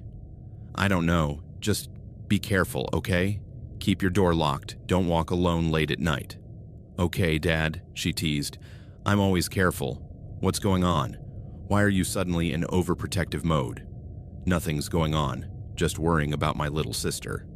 Well, I appreciate the concern, but I'm fine. And you should relax. You sound stressed. Everyone said I sounded stressed, 'cause I was. I was terrified. That night, I didn't sleep at all. I stayed awake on my couch, the prepaid phone on the table in front of me, staring at it as if it were a bomb about to explode. Every noise in the building startled me. Every footstep in the hallway put me on high alert. When would they call again? What did they want from me? Why me? The phone rang again on Saturday afternoon, just as I was beginning to convince myself that maybe it was over, that maybe it had just been a one-time cruel joke. I answered on the first ring. Hello, German. The same voice, calm and measured. "I hope you've had a good weekend so far." "What do you want?" I demanded, in no mood for pleasantries. Straight to the point. I like that. "Well, German. Here's what I want. $10,000. $10,000. He might as well have said $1 million. I didn't have $10,000. I had $2,300 in savings, exactly as they had said. "I don't have that kind of money," I said. "I can't." "You can, and you will. You have credit cards with sufficient limits. You have the option of taking out a loan. You have 1 week to come up with the money." "What if I can't? What if I don't?" "Then I'll have to prove I'm not joking. Your mother, Patricia, goes for a walk every morning at 6. Same route every day through the park near her house. Very predictable, very vulnerable." My heart stopped. "Don't you dare." "Or your sister Anna. That bedroom door has a very weak lock. It would be easy to get in while she's asleep." "Please," my voice broke. "Please don't hurt them." "I'll do whatever you want, just don't." "Then we have a deal. $10,000. I'll send you instructions on how to transfer the money. In German." "What?" "This won't be the last payment. Consider this a subscription. As long as you keep paying, your family remains safe. Do you understand?" "How long?" "How long do I have to keep paying?" "Until I decide we're done, or until you decide to stop paying and see what happens." The line went dead again. I slumped down on the couch, feeling as if I had just been physically beaten. This wasn't just extortion, it was ongoing financial slavery. There was no end in sight, no amount of money I could pay to make this stop. Why me? The question kept spinning around in my head. What had I done to deserve this? And then I remembered. The deep web forum. I had been browsing, reading stories. Had I clicked on something without realizing it? Downloaded some malware that gave someone access to my computer? I checked my computer again, this time more thoroughly. I installed 3 different anti-malware programs, ran deep system scans. Everything came up clean, but that didn't mean anything. If whoever was behind this was sophisticated enough, they could have malware that my programs didn't detect. They could have accessed my files, my emails, my financial information. They could have built a complete profile of me and my family. The real horror was that I didn't know how they had found me. I didn't know what I had done wrong, and that meant I didn't know how to prevent it from happening again. I spent Sunday in a panic, trying to figure out how to come up with $10,000 in a week. I checked my finances. I had $2,300 in savings. I had credit cards with combined limits of around $12,000, but most of that was already partially used up by previous purchases. After paying off some debts, I could access around $9,000 in credit. That would put me at $11,300, enough for the down payment. But then I would be in massive debt, with high interest rates, and the voice had made it clear that this would only be the first payment. I considered taking out a personal loan, but that required processing and verification time. I didn't have a week. I considered borrowing money from friends or family, but what would I tell them? I couldn't tell them the truth, and borrowing that much money without an explanation would only raise questions I couldn't answer. On Monday, I went to work on autopilot. I couldn't concentrate on anything. My boss asked me twice if I was feeling okay, if I needed to go home sick. I assured him I was fine, just tired. During lunch, I went to the bank and withdrew everything from my savings account. $2,300 in cash, although I wasn't sure if I would need cash or if it would be a digital transfer. That night, I received an email from the same Proton Mail address. It contained detailed instructions on how to transfer the money using cryptocurrency. Bitcoin, specifically. Of course, Bitcoin was virtually untraceable if done correctly. There was no way the police could follow the money to its final destination. The instructions were specific. Buy Bitcoin using my own money. Transfer it to a specific wallet address in small increments to avoid automatic detection. All within the next 6 days. I had never bought cryptocurrency before. I had to research how to do it. create accounts on exchanges, verify my identity. The process was more complicated than I expected, but I figured it out eventually.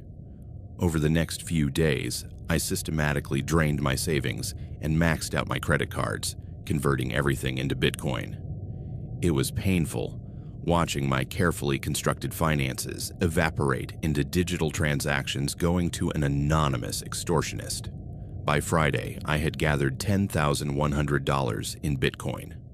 I followed the instructions, transferring the money to the specified wallet address in small increments over several hours. That night, the phone rang. "Good boy, German. The money has been received. I see you can follow instructions." "I already paid," I said. "Now leave me alone." "Leave us alone." "Oh, German. Were you not listening? This is just the beginning. The next payment will be in a month. $2,000 this time. Consider this your monthly membership fee to keep your family safe." $2,000 every month? I can't pay that. I already used all my savings, maxed out my cards. Then I guess you'll have to find ways to make more money. Get a second job, sell your stuff, find a way. Because if you don't pay... "I know," I interrupted bitterly. "My family's suffering." "Exactly. I'm glad we're on the same page. I'll contact you in 4 weeks with instructions for the next payment." The line went dead. I sat on my couch, feeling completely defeated. I'd just paid $10,000 to an extortionist, and now I was expected to continue paying $2,000 every month indefinitely. It was unsustainable. Eventually, I would run out of ways to get money. And then what? The next few months were living hell. Every day I woke up with crushing anxiety. Every phone call, every email, every notification sent me into a panic. Was it them? More lawsuits, more threats. I got a second job driving for a rideshare service on nights and weekends. It was killing me, working my regular 9-to-5 day job, then driving until midnight trying to earn enough for the next payment. I sold my TV, my Xbox, my nice furniture, everything that wasn't absolutely essential. I downgraded my phone plan, canceled Netflix and all my other subscriptions, started eating as cheaply as possible. Ramen, rice, beans. I lost 15 pounds in the first month. My friends noticed the change. "Are you okay?" "Man," my friend Marcus asked after I canceled plans again, "you seem like you're avoiding us." "Just busy with work," I lied. "Trying to save money, you know." "Save money? Bro, you look terrible. When was the last time you ate something real?" I couldn't tell him the truth. I couldn't tell him that every dollar I earned was going to an anonymous extortionist who had me completely at his mercy. The second payment came and went. $2,000, painfully transferred in Bitcoin. The third. The fourth. Every month, like clockwork, the instructions arrived, and I complied. I was trapped in a vicious cycle. Between my jobs, I was barely earning enough to cover the monthly subscription fee plus rent and minimal living expenses. There was no way to get ahead, no way to save, no way to escape. I considered running away. Packing everything up, moving to another city, starting over. But the voice had made it clear that they knew everything about me. They would probably track me down. And even if I escaped, what about my family? My mother was still in San Diego. My sister was still in Arizona. I couldn't take them out of their lives, and I couldn't tell them why they needed to hide. I considered going to the police dozens of times. I would pick up the phone, dial 911, then hang up before they answered. What if the voice carried out its threat? What if they hurt my mother or my sister? I would never forgive myself, so I kept paying. Month after month, I became a shell of the person I'd been. I worked constantly, slept little, had no social life. Friends stopped inviting me to things after I canceled too many times. Marcus finally stopped calling after I turned him down for the 5th time in a row. My mother was worried. "Are you eating enough?" she asked during one of our increasingly rare phone calls. "When I FaceTimed you last week, you looked so thin." "I'm fine, Mom. Just busy." Busy is no excuse for not taking care of yourself. "German, I'm worried about you." Maybe you should come home for a while, take a break." "I can't, Mom. I have work, responsibilities." Responsibilities.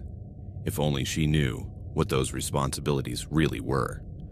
Around month 6, I tried to stop paying. I was exhausted, financially and emotionally broken. When the instructions for the 7th month's payment arrived, I ignored them. 2 days later, I received an email. No words, just an attached photo. It was my mother, taken through her living room window. She was sitting on her couch watching TV, completely unaware that someone was photographing her from her backyard. The message was clear. They could get to her whenever they wanted. I paid the next day, month 7, 8, 9. The payments continued. I had maxed out my credit cards.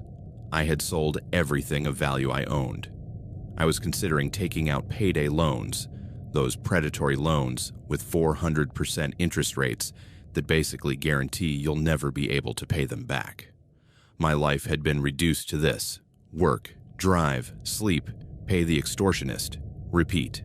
There was no joy, no hope, just existence. I tried to track down the person behind this. I spent nights researching, trying to learn about Bitcoin tracing, about digital forensics. But everything I learned only underscored how impossible it would be. The Bitcoin transactions passed through multiple wallets, tumblers designed to obscure the source and destination. The Proton Mail account was completely anonymous. The prepaid phone had no registration information. Whoever was behind this knew what they were doing. They weren't amateurs. In month 10, I finally broke down. I called a cybercrime hotline, speaking with an FBI agent who specialized in online extortion. "Sir, what you're describing is definitely a crime," the agent said. "But I have to be honest with you. These cases are extremely difficult to solve. If the perpetrator has taken the proper precautions, which it sounds like they have, tracking them down is nearly impossible. And if they find out you contacted us—" "I know," I said. "They threaten my family. That's the tactic they use. They keep their victims terrified and silenced. But sir, you can't keep paying indefinitely. Eventually you won't be able to. And then what?" "I don't know," I admitted. "That's why I called. I'll file a report. We'll document this. But without more information, without a way to track them down, there's not much we can do. I'm sorry." The call left me feeling more desperate than before. Even the FBI couldn't help me. It's now November 2024. It's been almost 2 years since I received that first message on the Deep Web forum. 24 months of payments. 24 months of living in constant fear. I no longer have a second job. I had to quit 6 months ago when stress and lack of sleep caused me to have a minor accident. Fortunately, no one was hurt.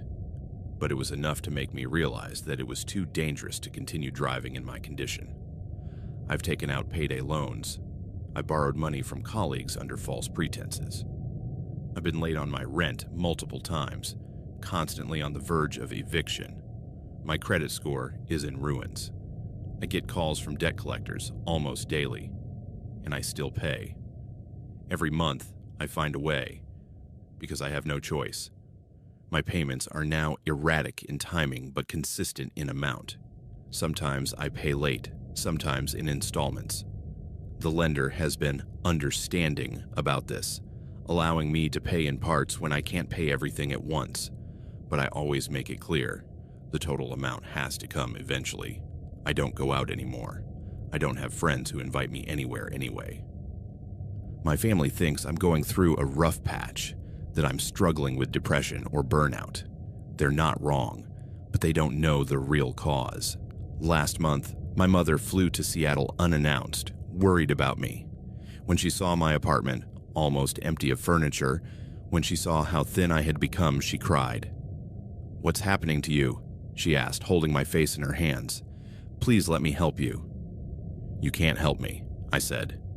And it was the most honest truth I'd told in months. Is it money? Is it work? Is it health? What is it, German? It's just life, Mom. Just life being hard. I wanted to tell her everything. I wanted to tell her about the forum, the message, the phone call, the extortion. I wanted to let her call the police. I wanted to let everyone step in and fix this, but I couldn't. Because if I did, if the voice found out, it might carry out its threats. And I couldn't risk that. If you take anything away from this story, let it be this. The deep web is not a game. It's not innocent entertainment. When you browse those sites, when you click those links, when you interact with those communities, you're entering territory where predators hunt. I was just reading, just browsing, snooping around, looking for entertainment. And somehow, in a way I still don't fully understand, I became a target. Maybe I clicked on a malicious link without realizing it. Maybe I downloaded something without knowing it. Maybe my VPN had a leak, or my Tor configuration wasn't as secure as I thought. Or maybe someone on that forum was actively looking for potential victims, analyzing who visited the site, collecting data on anyone who ventured into that space. I don't know. I'll probably never know. What I do know is this. My life is ruined. I'm financially devastated, emotionally traumatized, trapped in a nightmare I can't wake up from. And all because I was curious one Friday night. The irony is that I was reading horror stories, looking for thrills, wanting to feel that tingle of fear from the safety of my apartment. And I ended up living a real-life horror story. I can't go to the police. I can't tell anyone. I can't escape. All I can do is keep paying, month after month, hoping that someday, somehow this will end. But I know the truth. I know it will probably never end. Not until I have no more money to give, and then I don't know what will happen. Maybe the voice will carry out its threats. Maybe they'll hurt my family. Or maybe they'll just move on to the next target, leaving me broken but alive. I can't predict the future. All I can do is survive the present. One day at a time, one payment at a time. I'm sharing this story anonymously, in a place where I hope the voice won't find it. If you're reading this, please learn from my mistake. Don't browse the deep web out of curiosity. Don't click on random links. Don't let your guard down just because you're in your own home, behind your own screen. Predators exist online just as much as they do in the physical world, and they can be just as dangerous. If you ever receive strange messages, threats, demands for money, go to the police immediately. Don't wait. Don't try to handle it yourself. Go to the authorities before it's too late, before you're too scared or too trapped to seek help. And if anyone reading this is going through something similar, something you're afraid to talk about, please seek help. Call the FBI, call your local police, call a cybercrime hotline. It may seem scary, it may seem impossible, but staying silent only makes you more vulnerable. I couldn't do that. I was too scared, too worried about my family, too convinced that they would carry out their threats if I sought help. And now I'm trapped, seemingly with no way out. Don't be like me. Don't let fear control you. Seek help before it's too late. As I write this, the prepaid phone is on my desk. It's always there, always on, a constant reminder of my mistake. In a few days, it will be exactly 2 years since I received the first call. In a few days, the 24th monthly payment will be due. I'm already trying to figure out how to come up with the money. Maybe I'll sell my laptop. Maybe I'll borrow from my rental deposit and hope my landlord doesn't notice for a while. Maybe I'll finally accept that I need to declare bankruptcy, even though that wouldn't do anything to stop the lawsuits. My mother called me yesterday. "German, your sister is graduating in May. I want you to come so we can all be together as a family. Say you'll come." "I'll try, Mom." "Don't try, just come. Your sister needs you there. I need you there." I want to go. I want to celebrate my sister's achievement. I want to hug my mother. I want to pretend for one day that my life isn't what it is, but I don't know if I can afford it. I don't know if I can afford a plane ticket, a hotel, time off from work. Every dollar counts now. "I'll do my best," I said. "You're scaring me, German. Please tell me what's going on." "Nothing's going on, Mom. It's just work. It's just life. I'll be fine." But I won't be fine. I haven't been for almost 2 years, and I don't know if I ever will be again. This is what the deep web gave me. Not entertainment, not thrills, not creepy stories to read late at night. It gave me a life sentence of extortion, a ruined life, and a lesson I learned too late. Some places on the internet are dark for a reason, and once you step into that darkness, it can follow you home. The phone is ringing as I write this. The payment must be due soon. It's always ringing, and I always answer, because I have no choice.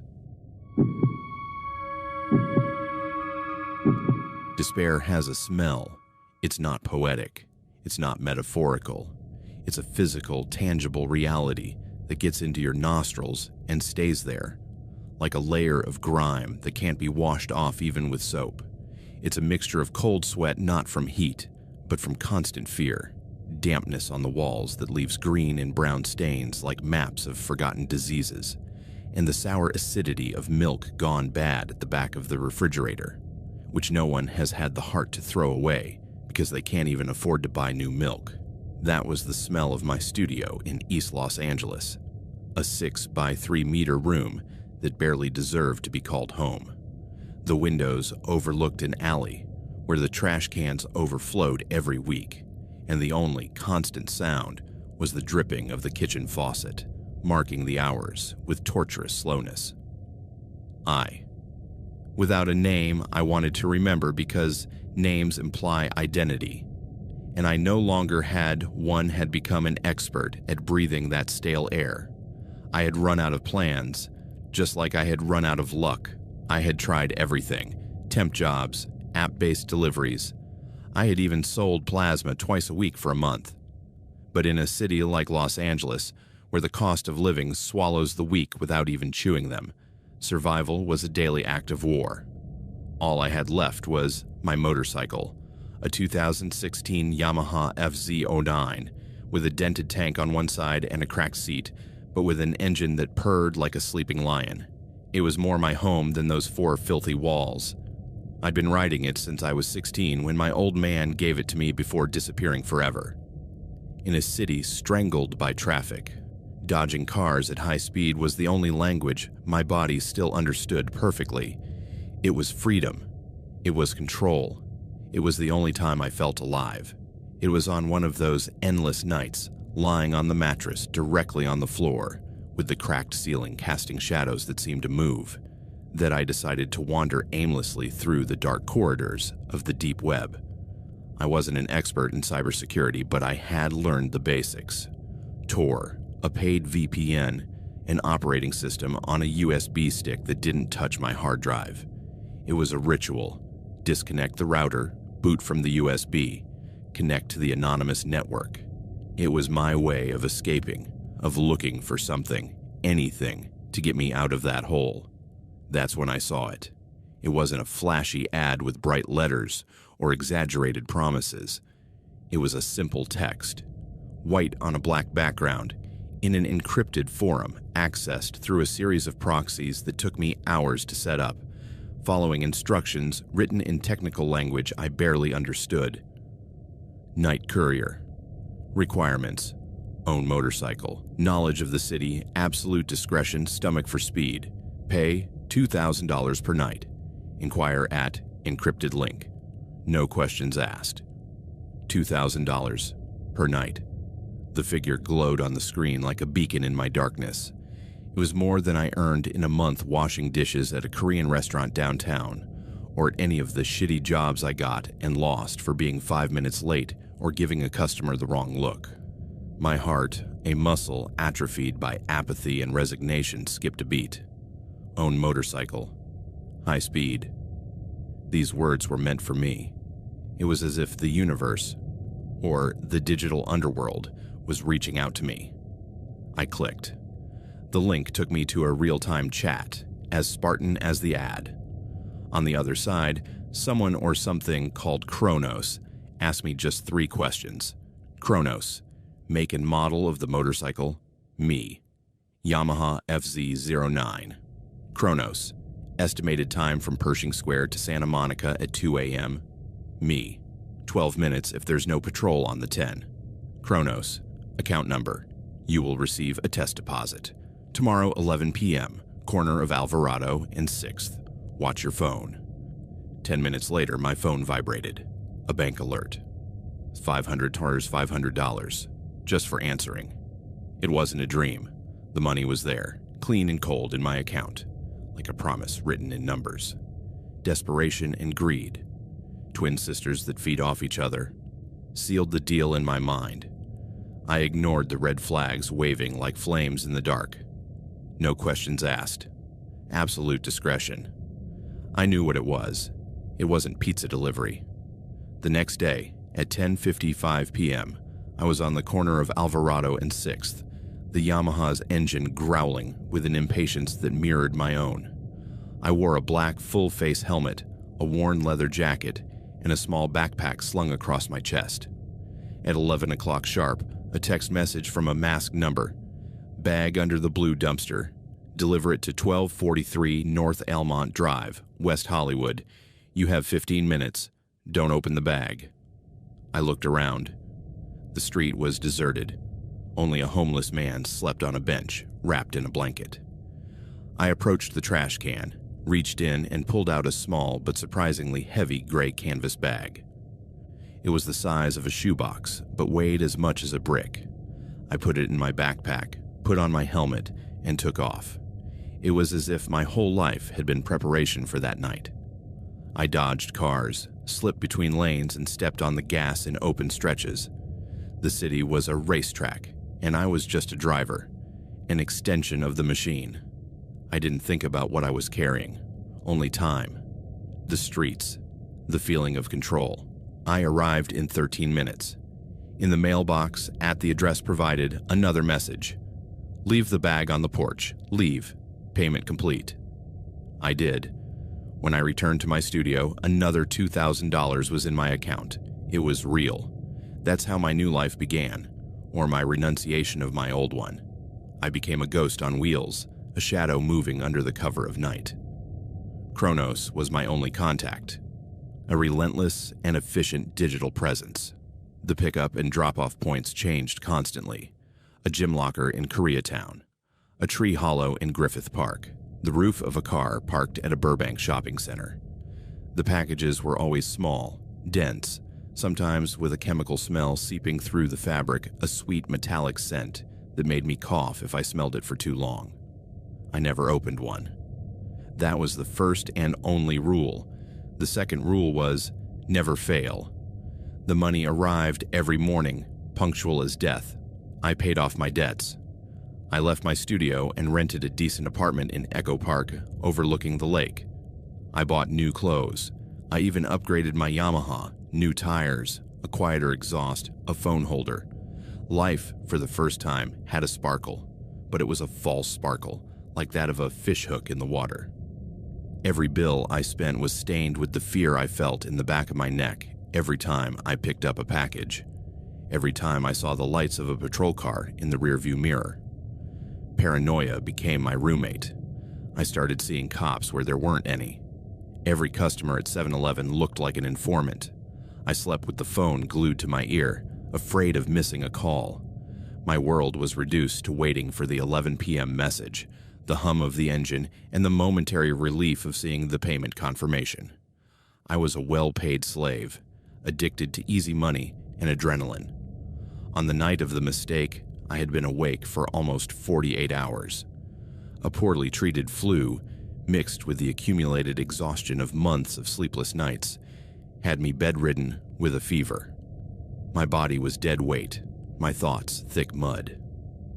I took strong medication, a cocktail of antihistamines and painkillers that I bought at a pharmacy without a prescription, hoping to sleep for a couple of hours before work. I didn't hear the phone. I didn't hear Kronos' 5 consecutive calls. My sleep was a deep, impenetrable black hole. I woke up with a start, my heart about to burst. Morning light streamed through the window. It was 9:14 a.m. A primitive terror, beyond panic, froze my blood. I checked my phone.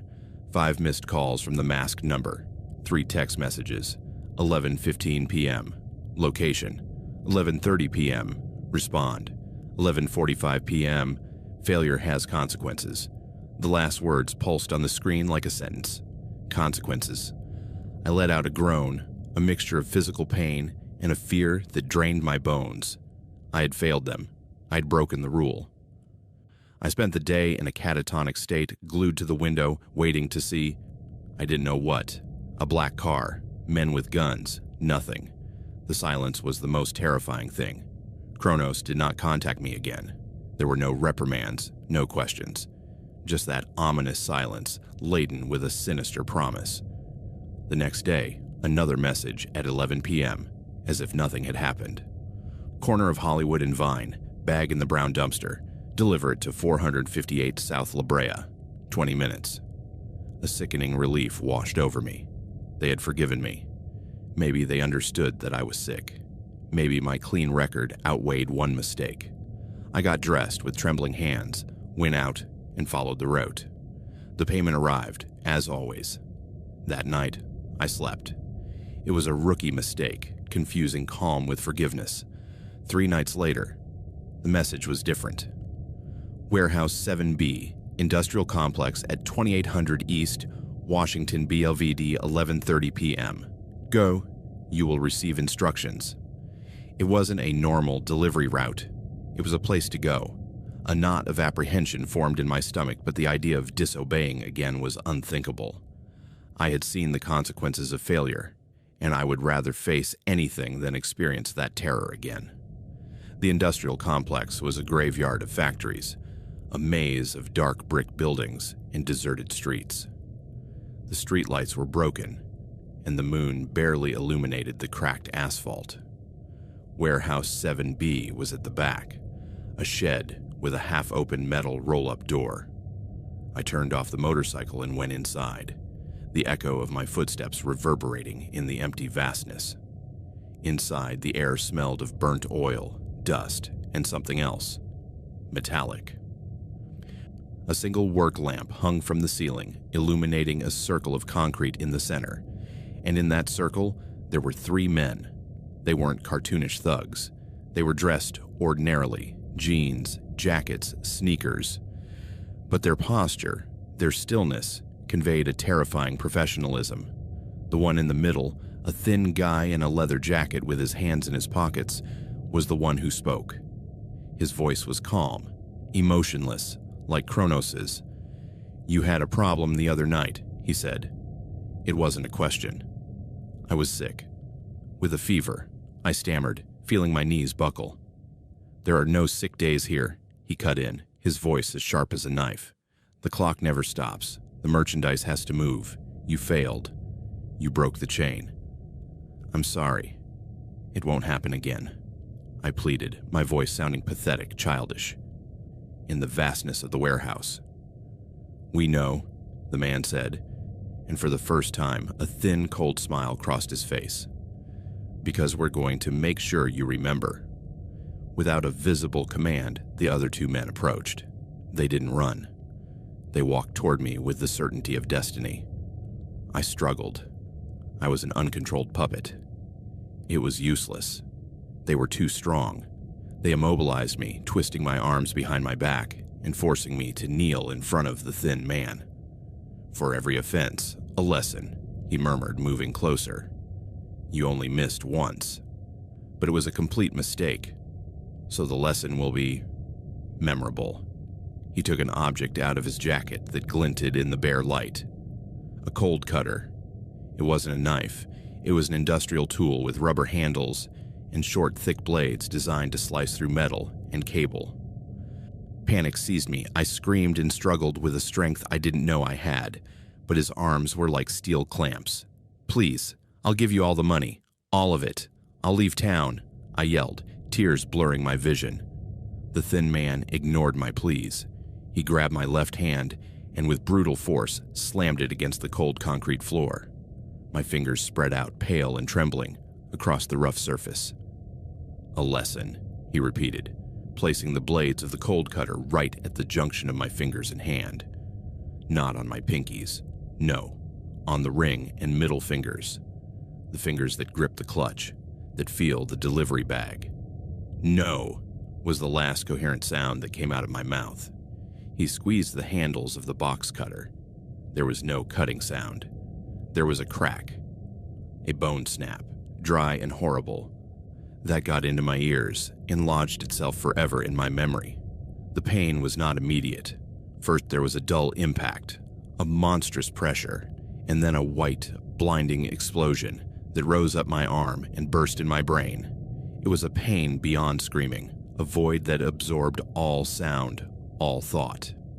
I saw, with surreal clarity, how the two fingers, my fingers, rolled across the floor, leaving a scarlet trail on the gray cement. My mind refused to accept it. I looked at my hand. Where there had once been 5 fingers, there was now a thumb, an index finger, and 2 grotesque bleeding stumps from which life gushed forth. Then the real pain came.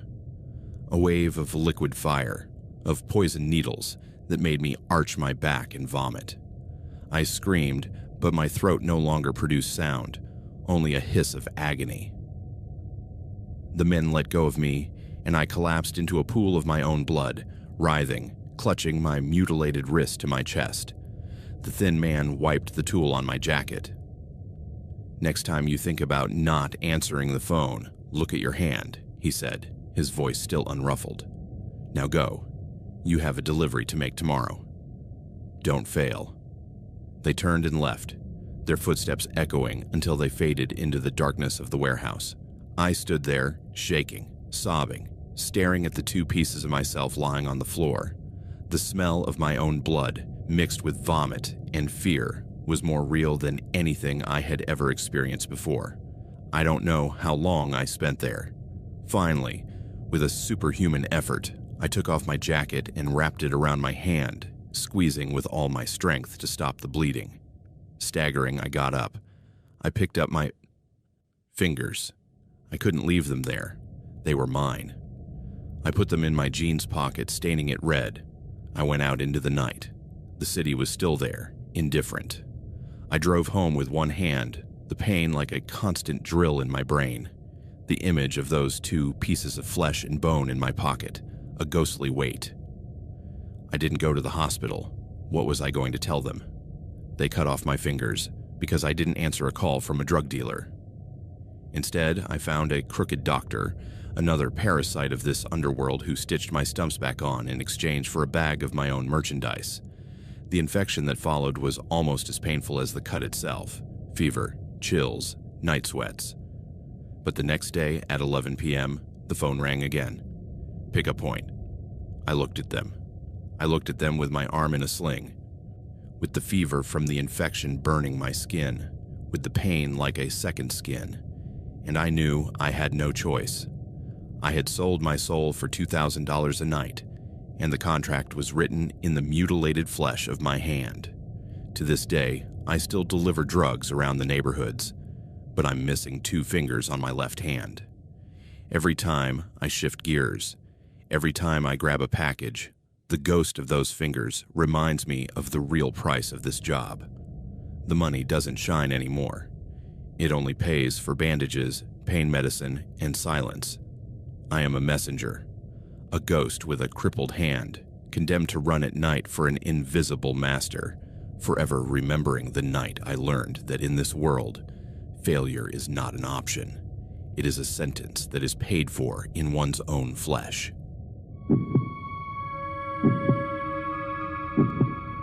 My name is Jude. I'm 28 years old, and someone is watching me right now. I don't know who it is. I don't know where they are, but I know they're there. They've been there for over a year. I've moved apartments. I've changed my routines. I've done everything I can think of to escape, but I can't. No matter where I go, no matter what I do, they're always there, watching, documenting every moment of my life. This started as fun, as stupid curiosity. I never thought that exploring the deep web out of boredom would lead me to this. I never thought that a simple online chat could turn into a living nightmare from which I cannot wake up. There's nothing supernatural about this story. There are no ghosts, no demons, no paranormal phenomena. There's just one person, or maybe a group of people, with enough technical skill and enough lack of empathy to turn my life into their personal entertainment. Let me tell you how it all started. It was September 2023. I was working as a freelance graphic designer from my apartment in Portland, Oregon. It was a lonely but well-paid job, designing logos, marketing materials, and occasionally websites for various clients. Most of my interactions were via email or Zoom, rarely in person. I lived alone in a one-bedroom apartment on the third floor of an old building in the Pearl District. It was a decent place, with large windows overlooking the street below, high ceilings, and creaky wooden floors. My room had 2 windows, both facing a narrow alley with an office building across the way. My days followed a predictable routine. Wake up around 9, coffee, check client emails, work on projects until late at night. I ordered food most nights, rarely cooking. I mainly went out to go to the gym or the supermarket.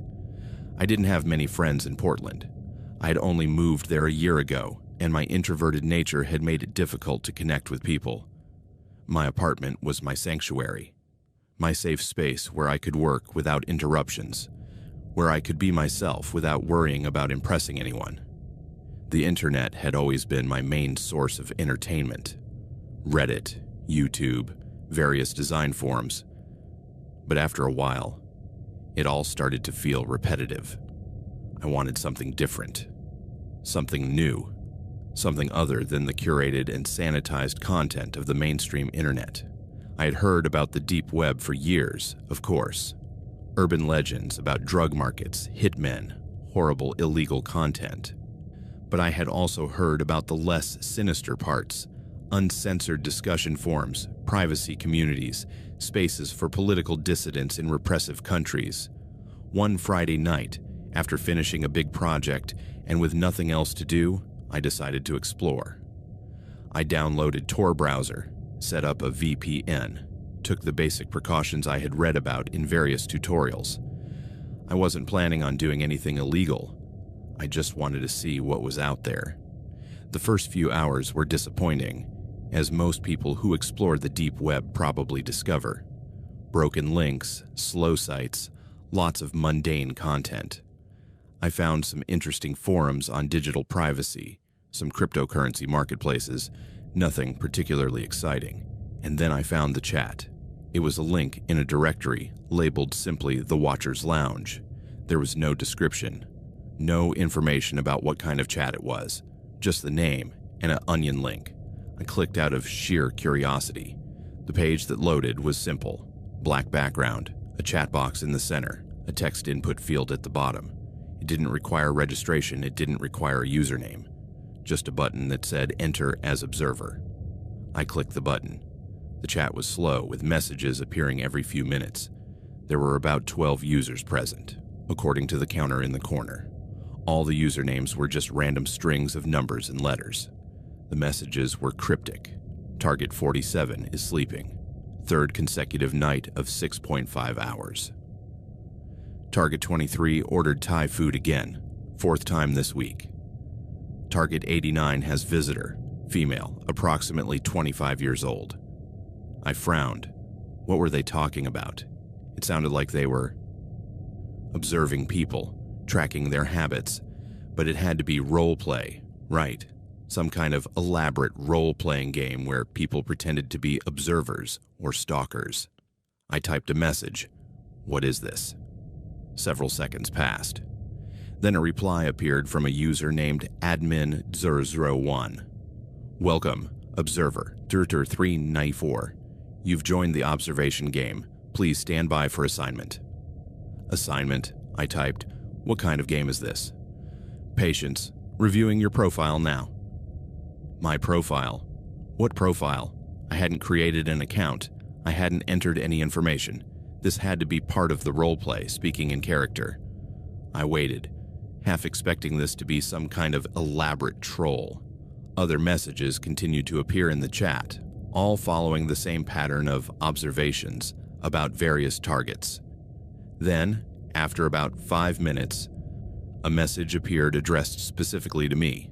Observer 394, your assignment is Target 394. Game begins now.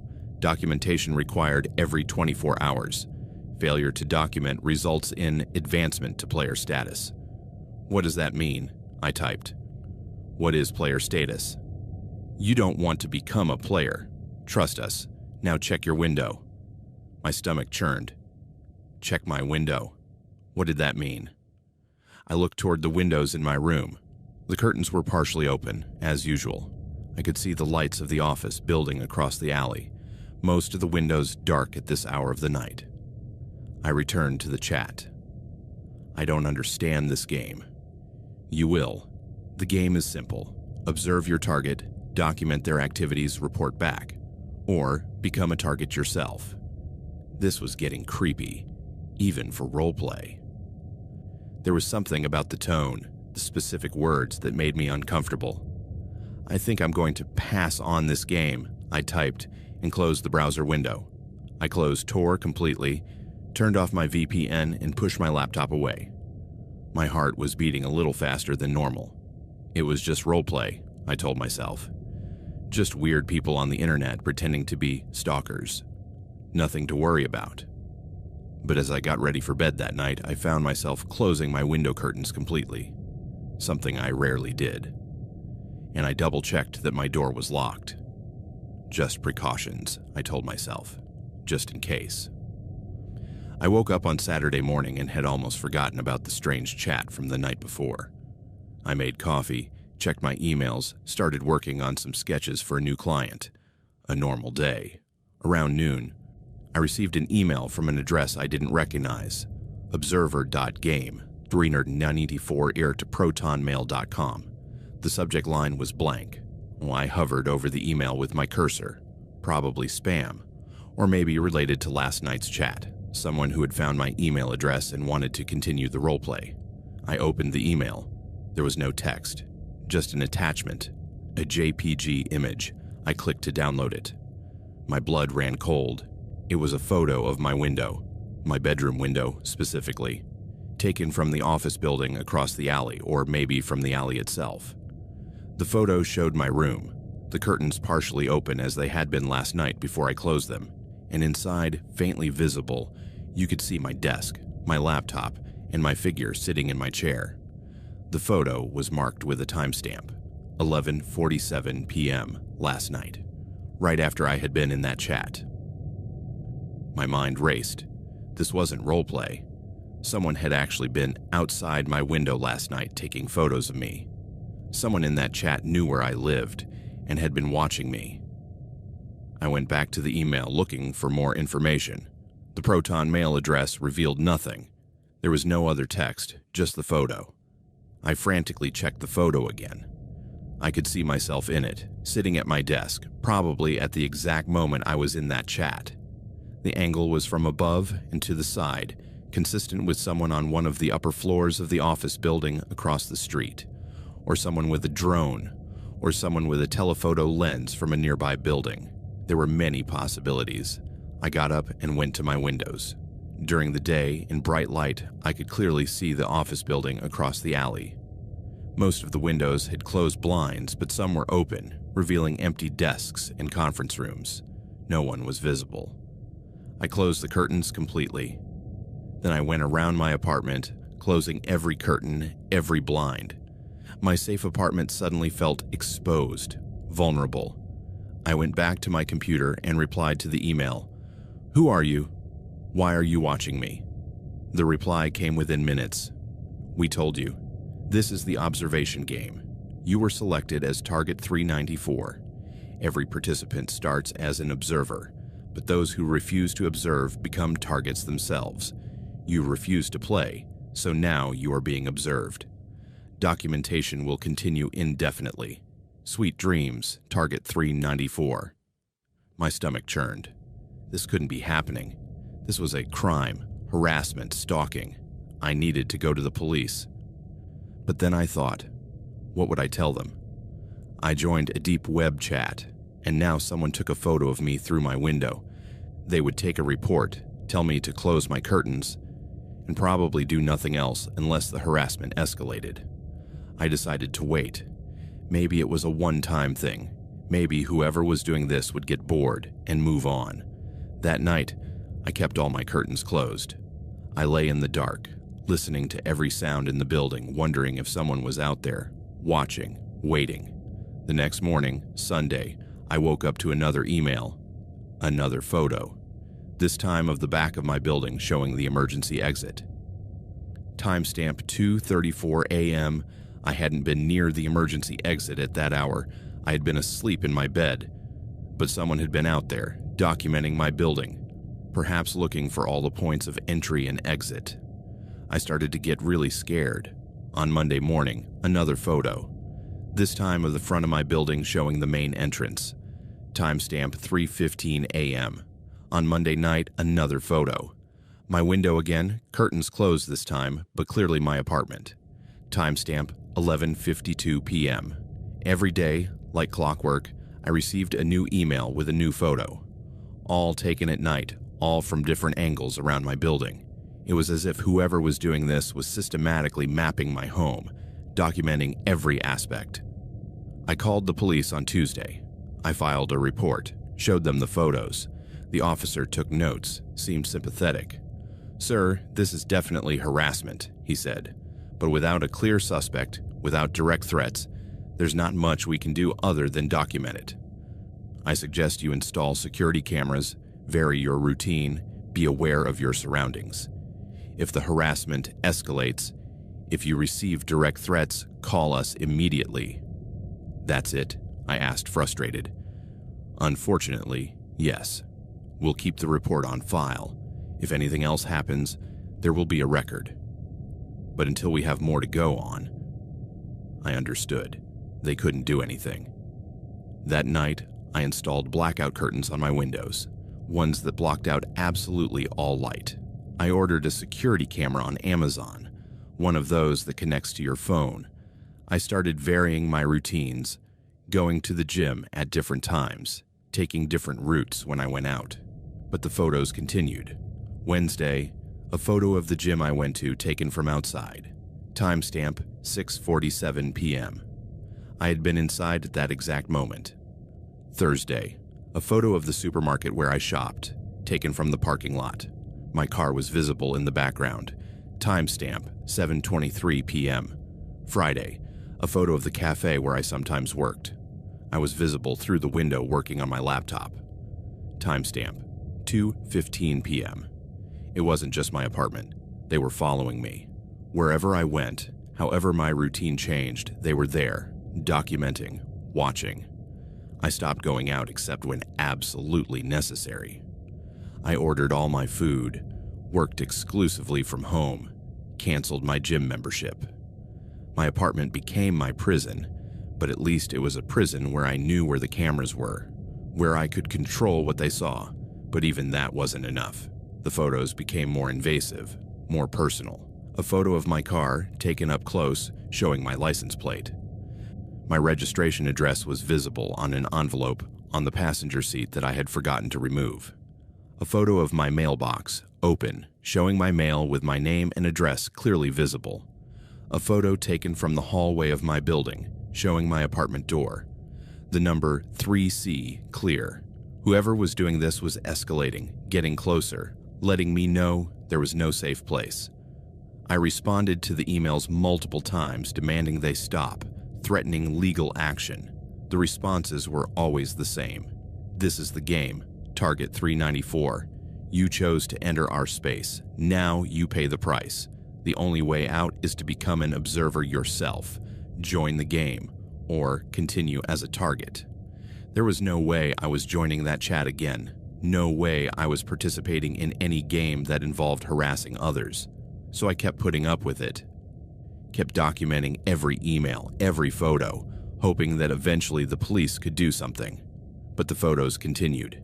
Every night, like clockwork, a new email, a new photo, proof that someone was out there, watching, following me, documenting every aspect of my life. I stopped sleeping well. Every noise startled me awake. Every notification on my phone sent my heart racing. My work suffered. I couldn't concentrate. I lost 2 clients because I missed deadlines. My savings began to dwindle. I called the police again and showed them the most recent photos. They opened an investigation, but without fingerprints, DNA, or facial recognition of anyone in the photos, they had nowhere to start. "Have you tried tracing the email address?" I asked. "It's Proton Mail, based in Switzerland, with end-to-end encryption," explained the detective in charge of my case. "Without an international warrant, which would require evidence of a more serious crime, we can't force them to reveal user information. And even if we could, most people who use Proton Mail for activities like this use VPNs and other privacy measures. It's unlikely to lead to anything." "So, there's nothing you can do?" "We're continuing to investigate, sir. But I need to be honest. These cases are extremely difficult to solve. Whoever is doing this knows how to cover their tracks."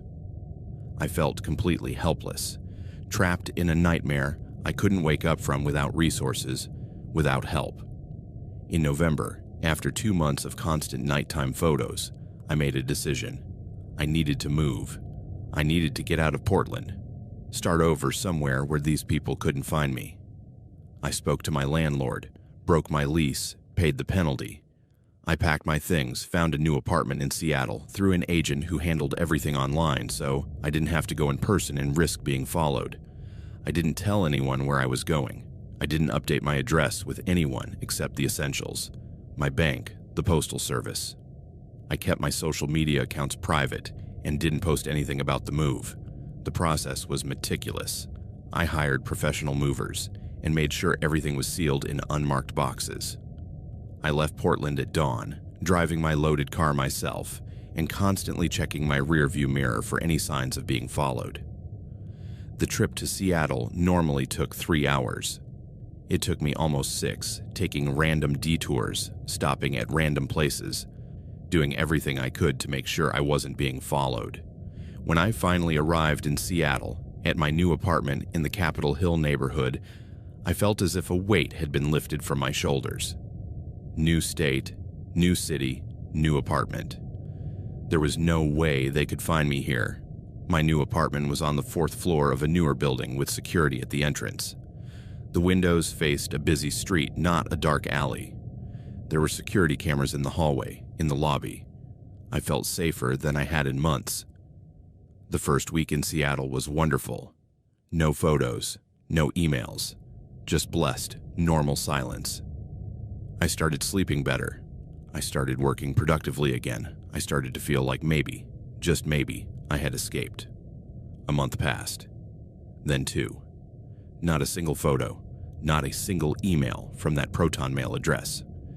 I began to convince myself that I had really escaped, that the move had worked, that whoever had been stalking me had moved on to another target. I celebrated Christmas alone in my new apartment, but it was a happy celebration anyway. Happy to be free, happy to be safe, happy to be able to live my life again without constant fear. I started going out more. I explored Seattle, found new cafes to work in, new places to eat. I even made some friends at a graphic designer's meetup.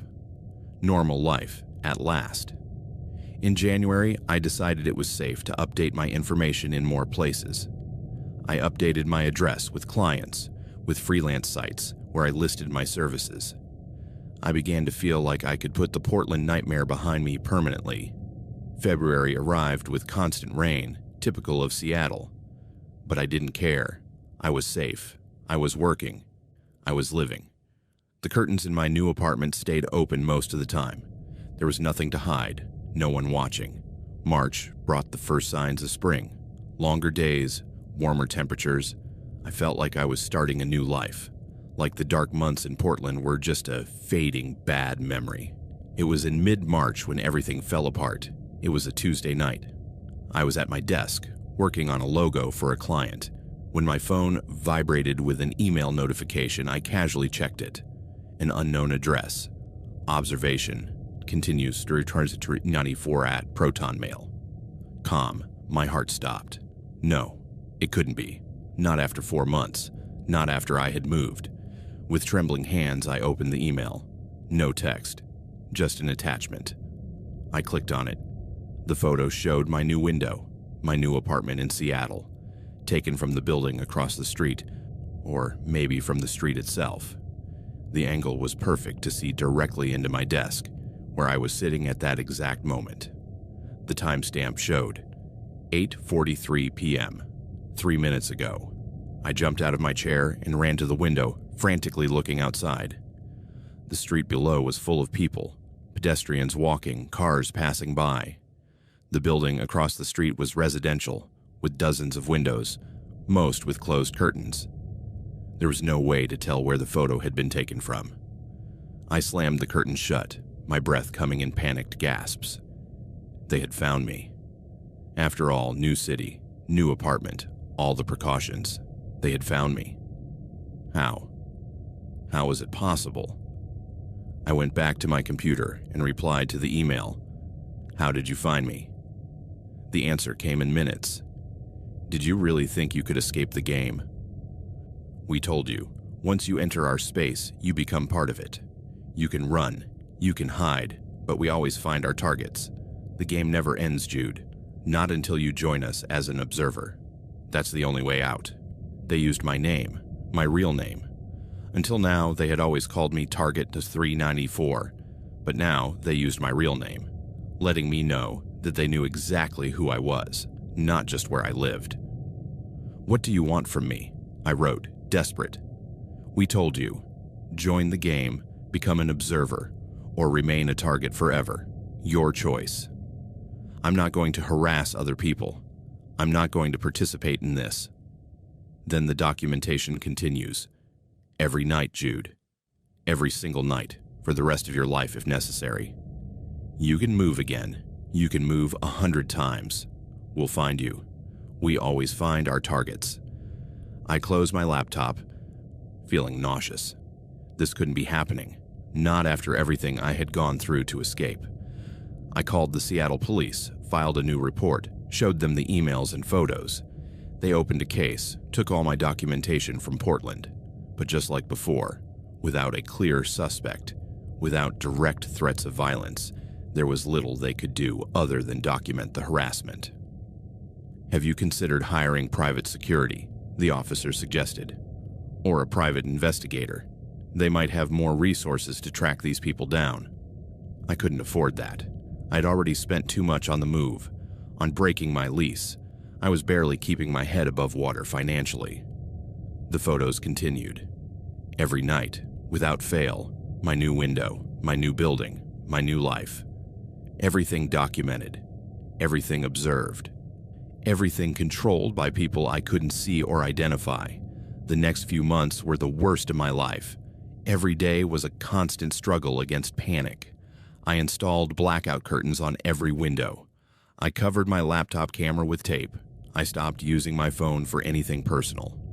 I stopped posting on social media altogether, but the photos kept coming, every night. Proof that no matter what precautions I took, no matter how paranoid I became, they were there, watching. The photos showed that they were following me again. Photos of the coffee shop where I worked. Photos of the supermarket.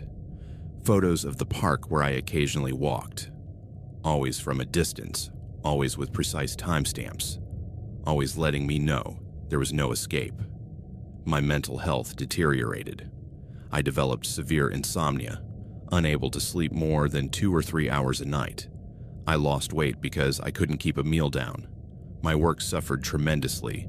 I lost more clients. My reputation in the design community began to suffer. I considered hiring that private investigator anyway, dead or not. I called a few, got quotes. The minimum cost was $5,000 with no guarantee of results. I didn't have $5,000. I barely had enough for rent. I considered leaving the country altogether, moving to Canada or Europe or anywhere far enough away that they might not be able to follow me. But how? With no savings, no ability to work effectively, how could I afford to start over in another country? I was trapped. Trapped in a nightmare that had no end, harassed by people I couldn't see, manipulated in a game from which there was no escape. The only way out they offered me was to join them, become an observer, start harassing someone else. And that was something I would never do. No matter how desperate I was, no matter how bad things got, I wouldn't inflict this on another person. So I kept putting up with it. I kept living with the curtains closed. I kept working on the few projects I could handle. I kept existing in a constant state of fear. That was 3 months ago. Now it's late October 2024, more than a year since I joined that damn chat. I still live in Seattle, in the same apartment. There's no point in moving again. They'd find me anyway. I've accepted that this is my life now. Living observed, documented, harassed by faceless people who turned my existence into their entertainment. The photos keep coming, every night. I've stopped looking at them. I just file them in a folder that I hand over to the police every month. They have hundreds now. Hundreds of photos documenting my life for over a year. The police have made it clear that without a violation, without a physical incident, there's not much they can do. Harassment is a crime, but it's a difficult one to prosecute when the perpetrator is invisible, anonymous, possibly not even in the country. I've considered going back to the chat room, confronting them directly. But what good would that do? I already know what they would say. Join the game or remain a target. Those are my only options. Sometimes I think about just disappearing, leaving everything behind, changing my name, starting completely over with no online presence at all. But how do you do that in the modern world? Everything requires identification, verification, digital presence. There's no way to truly disappear. So I carry on. I work when I can, sleep when my anxiety allows, exist in this liminal state between living and merely surviving. Last night I received a different photo. Not from my window, not from outside my building.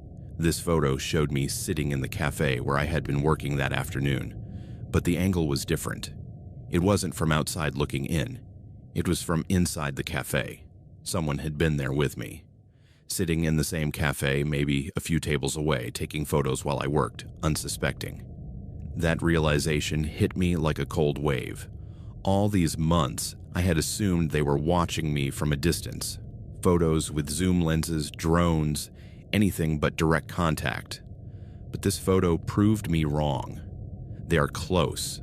They are right there, blending in with the crowds, looking like normal people while they watch me, document me, record every aspect of my life.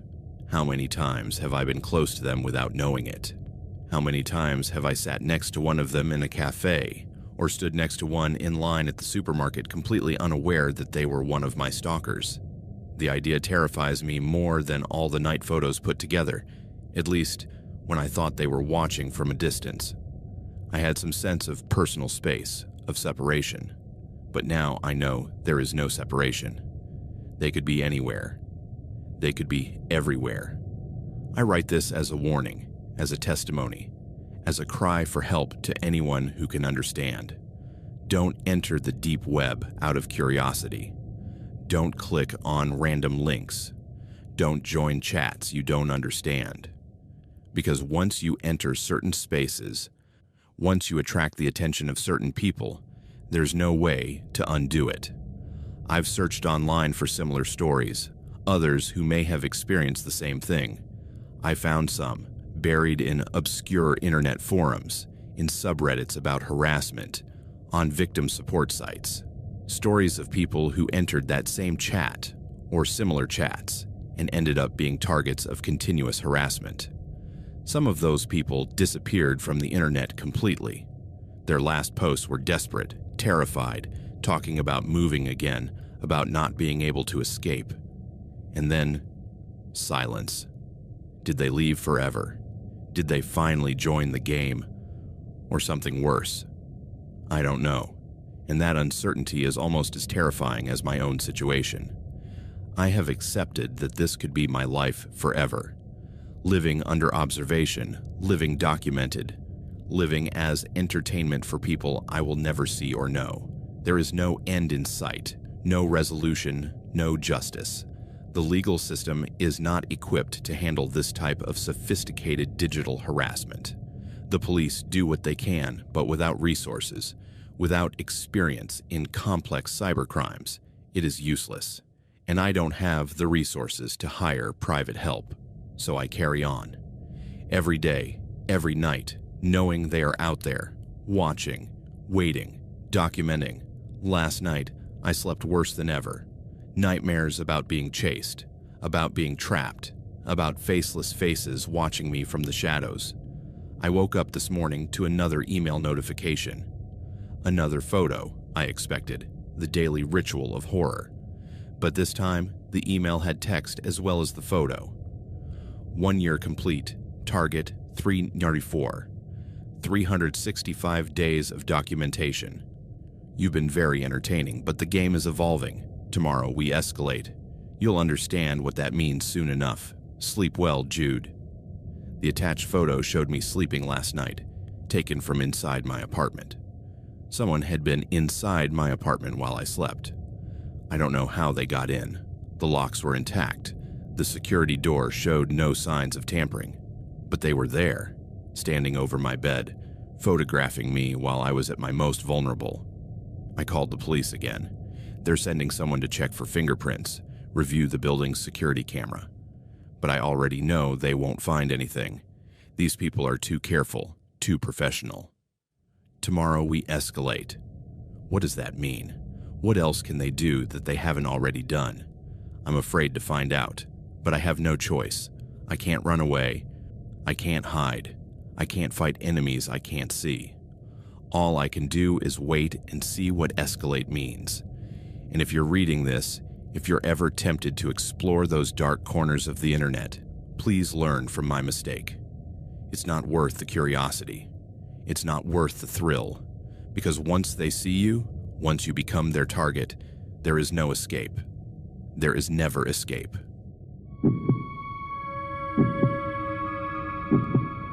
My name is Mark. I'm 33 years old, and I live every day waiting for them to knock on my door. Every noise in the hallway makes me jump. Every car that parks in front of my building puts me on high alert. Every stranger I see on the street could be one of them, finally coming to get me. It's been 8 months since that night. 8 months since I saw my name on that broadcast. 8 months since strangers on the internet voted on my fate. And they still haven't come, but they will. I know it. It's only a matter of time. This isn't a story about ghosts or demons. I wish it were. Ghosts aren't real. They can't hurt you. But the people I saw on that broadcast are very real, and they're out there somewhere, deciding when they'll come for me. Let me tell you how it all started. Before all this happened, I was what some would call a deep web enthusiast. Not a hacker, not a criminal, just someone genuinely fascinated by that hidden part of the internet that most people don't even know exists. I work as an investigative journalist for a digital media outlet in Chicago. My specialty is technology and digital privacy. I've written articles on government surveillance, data breaches, cybersecurity. My job requires me to understand the dark parts of the internet, not just the surface ones. I started exploring the deep web about 5 years ago as part of my research. At first, it was purely professional, finding sources, verifying information, understanding how certain illegal markets work so I could write about them with authority. But eventually, it became something more. The deep web has information that simply doesn't exist on the regular internet. Leaked government documents, unpublished scientific research, discussion forums on topics censored in repressive countries. For someone like me who values free and uncensored information, it was like finding a secret library full of banned books. I'm not talking about the dark web where drugs and weapons are sold. I'm talking about the vast expanse of onion sites that are perfectly legal but exist outside of the internet indexed by Google. Wikis on alternative history, archives of declassified documents, academic forums on cryptography. I developed a routine. 2 or 3 nights a week, after finishing my articles for the day, I would turn on my VPN, open Tor browser, and explore. I would take notes on interesting sites, save links, and occasionally find information I could use for future articles. My apartment in Lincoln Park became my base of operations. I lived alone in a 2-bedroom place on the 3rd floor, with one room converted into an office filled with monitors, books on technology, and research notes taped to the walls. My girlfriend Sarah had moved out 6 months earlier because, according to her, I was obsessed with work. She was probably right. My friends thought I was paranoid. Tape over my laptop's webcam, my phone in a Faraday bag when I wasn't using it. Different passwords for every account. "Mark, you're overdoing it," my friend Jake would say. "You're not important enough for the government to spy on." It wasn't about importance. It was about principles. About understanding that in the digital world, privacy is something you have to actively defend, not something you can take for granted. But all my paranoia about digital security, all my precautions, weren't enough to protect me from what I found that February night. It was a Friday, I remember, because I had just finished writing a long article on data breaches and rewarded myself with a bottle of bourbon. I wasn't drunk, just relaxed, in that perfect state where your mind is loose enough to make creative connections, but not so loose that you lose your judgment. It was around 11 p.m. when I began my usual browsing routine. Tor browser open, VPN active, an instrumental jazz playlist in the background. I had been following some links about quantum cryptography when I came across a directory I hadn't seen before. The directory was simple, just a list of links with minimal descriptions. Most were forums or wikis I already knew, but one caught my attention. Live Observation Room, active stream. I clicked on the link out of pure curiosity. The page that loaded was austere, just an embedded video player and a chat window next to it. The title read, Stream W847, in progress. The video showed a dark room, dimly lit by what appeared to be a single light bulb hanging from the ceiling. The walls were unpainted concrete. There was no visible furniture, just an empty space with deep shadows in the corners. The video quality was mediocre, grainy, like an old security camera. The viewer counter showed 7. Only 7 people were watching this stream, including me. I looked at the chat. Messages were sparse, appearing every minute or two. Boring tonight. When does it start? Patience. When does what start? I frowned, trying to understand what kind of stream this was. It looked like an empty room. Why would anyone stream this? I waited, watching. Jazz continued to play in my apartment, creating a strange contrast to the static image on my screen.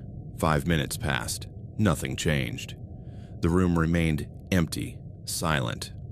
I was about to close the tab when something moved in the shadows. A figure emerged from one of the dark corners. A person, dressed entirely in black, with a hood completely covering their face. I couldn't see any facial features, only darkness under the hood.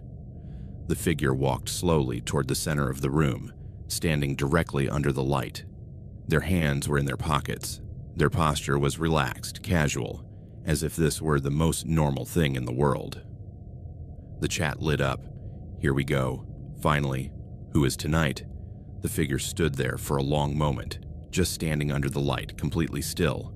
Then, slowly, they raised a hand and pointed directly at the camera. Directly at me, or so it felt. My stomach twisted with discomfort. There was something deeply disturbing about that faceless figure pointing at the camera. But I told myself it was just a weird broadcast, some kind of creepy performance art.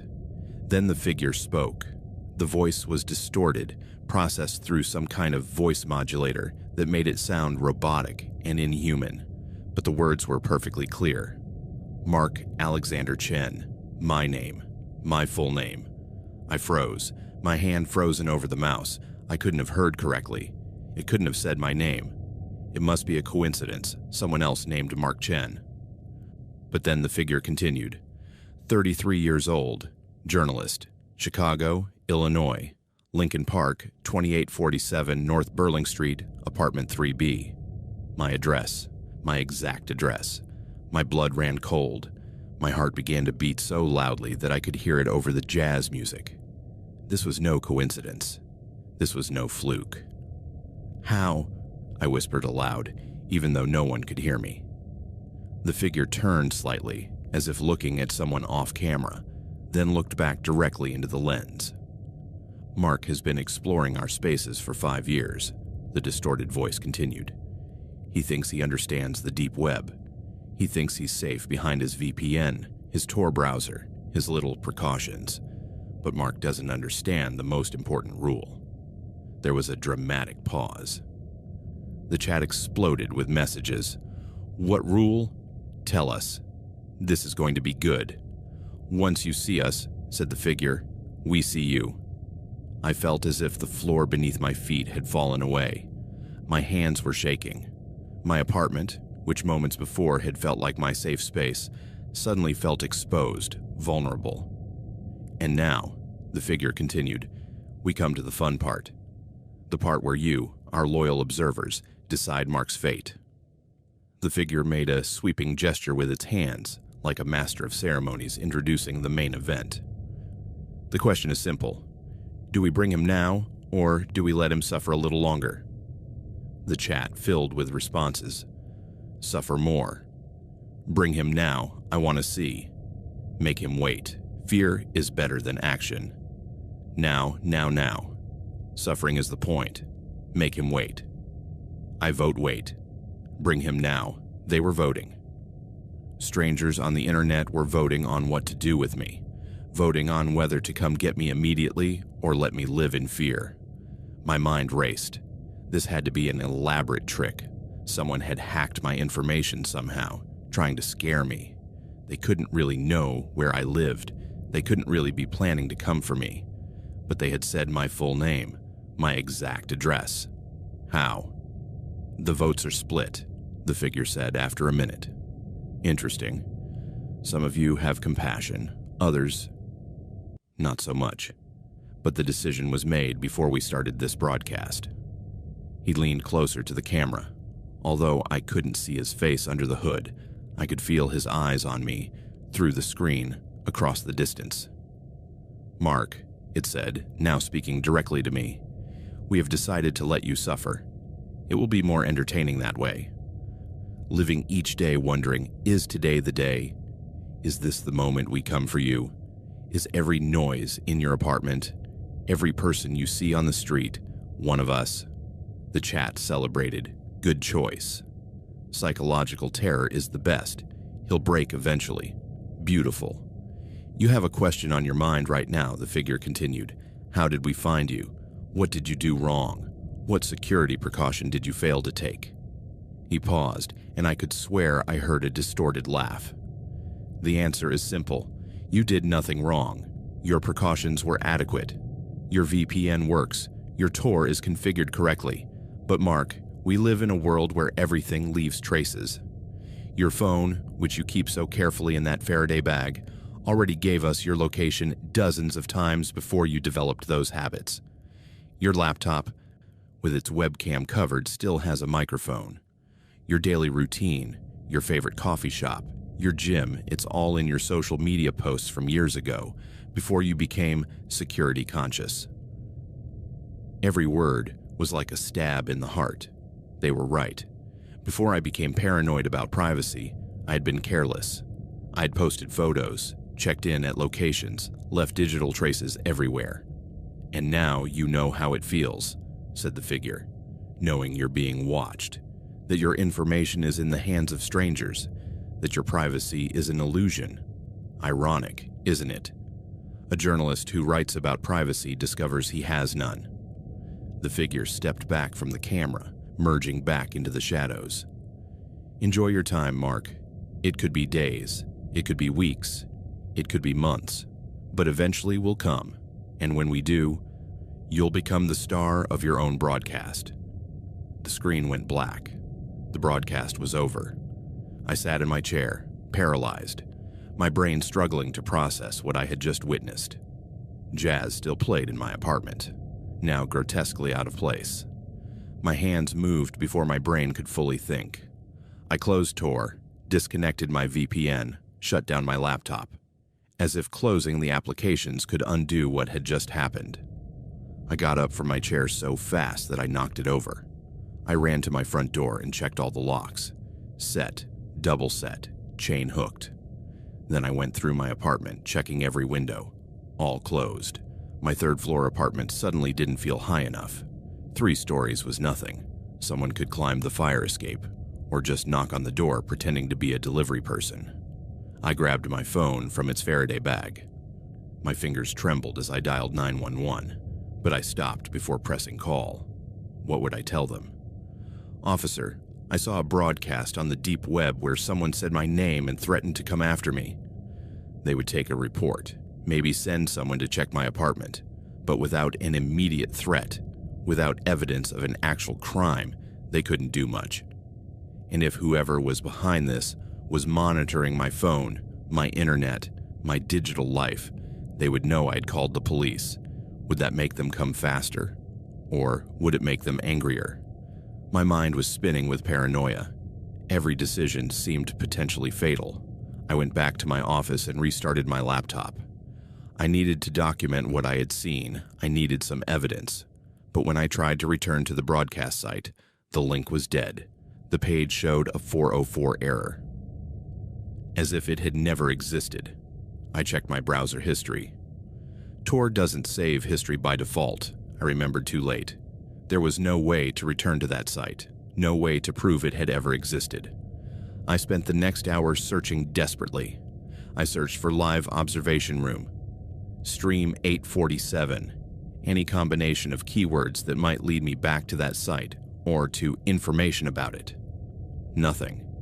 It was as if that stream had been just for me, broadcast briefly, and then deleted from existence. Around 1 in the morning, my phone rang. I jumped in fright, almost dropping it. It was Jake, my friend. I had woken him up with a panicked message I had sent at some point without even remembering doing so. "Mark, bro, are you okay? Your message sounded crazy. Jake, I need you to come over. Please, now." "What?" "It's 1 in the morning. What's going on?" "Just, please come. I'll explain when you get here." I could hear him sigh. "Fine. Give me 20 minutes, but this better be good." Those 20 minutes were the longest of my life. I sat in my living room with the lights off, staring out the window at the street below. Every person who walked by could have been one of them. Every car that slowed down made me hold my breath.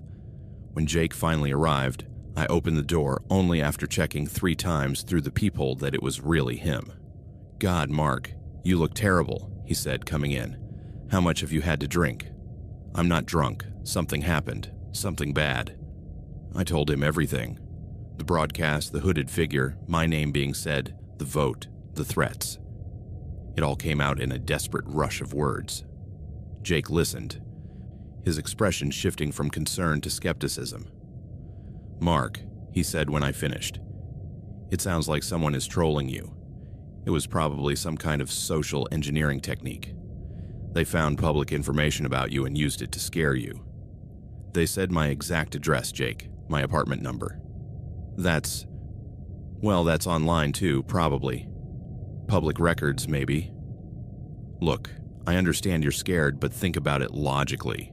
If they really wanted to hurt you, why announce it? Why make a show of it? That's the point," I said. "Psychology. To let me suffer in fear. That's what they voted on." Jake rubbed his eyes, tired. "Do you want me to stay tonight? I'll sleep on the couch. You make sure no one comes looking for you." "Would you?" "Sure, bro. But I honestly think nothing will happen. I think you're stressed out from work. You got scared by some internet troll, and you need to sleep." But he stayed, and I felt marginally safer, knowing I wasn't alone. That night, I didn't sleep at all. I stayed awake in my room, my laptop open, searching for any information I could find about broadcasts like the one I had seen. The next few days were a descent into obsession. I barely ate, barely slept. Every free moment was spent researching, trying to understand who was behind that broadcast. I found scattered references to something called the Observation Network, buried in obscure deep web forums. Posts from years ago, most of them deleted or edited. The few that remained spoke in vague terms, about a group that selected targets and documented their deterioration. A 2019 post on a privacy forum said, "If they pick you, there's no escape. They have resources, connections, patience. They turn your life into entertainment for their private audience." Another post from 2020. "I think they got my friend. He kept talking about a stream where he saw his name. 3 months later, he disappeared. Police found nothing."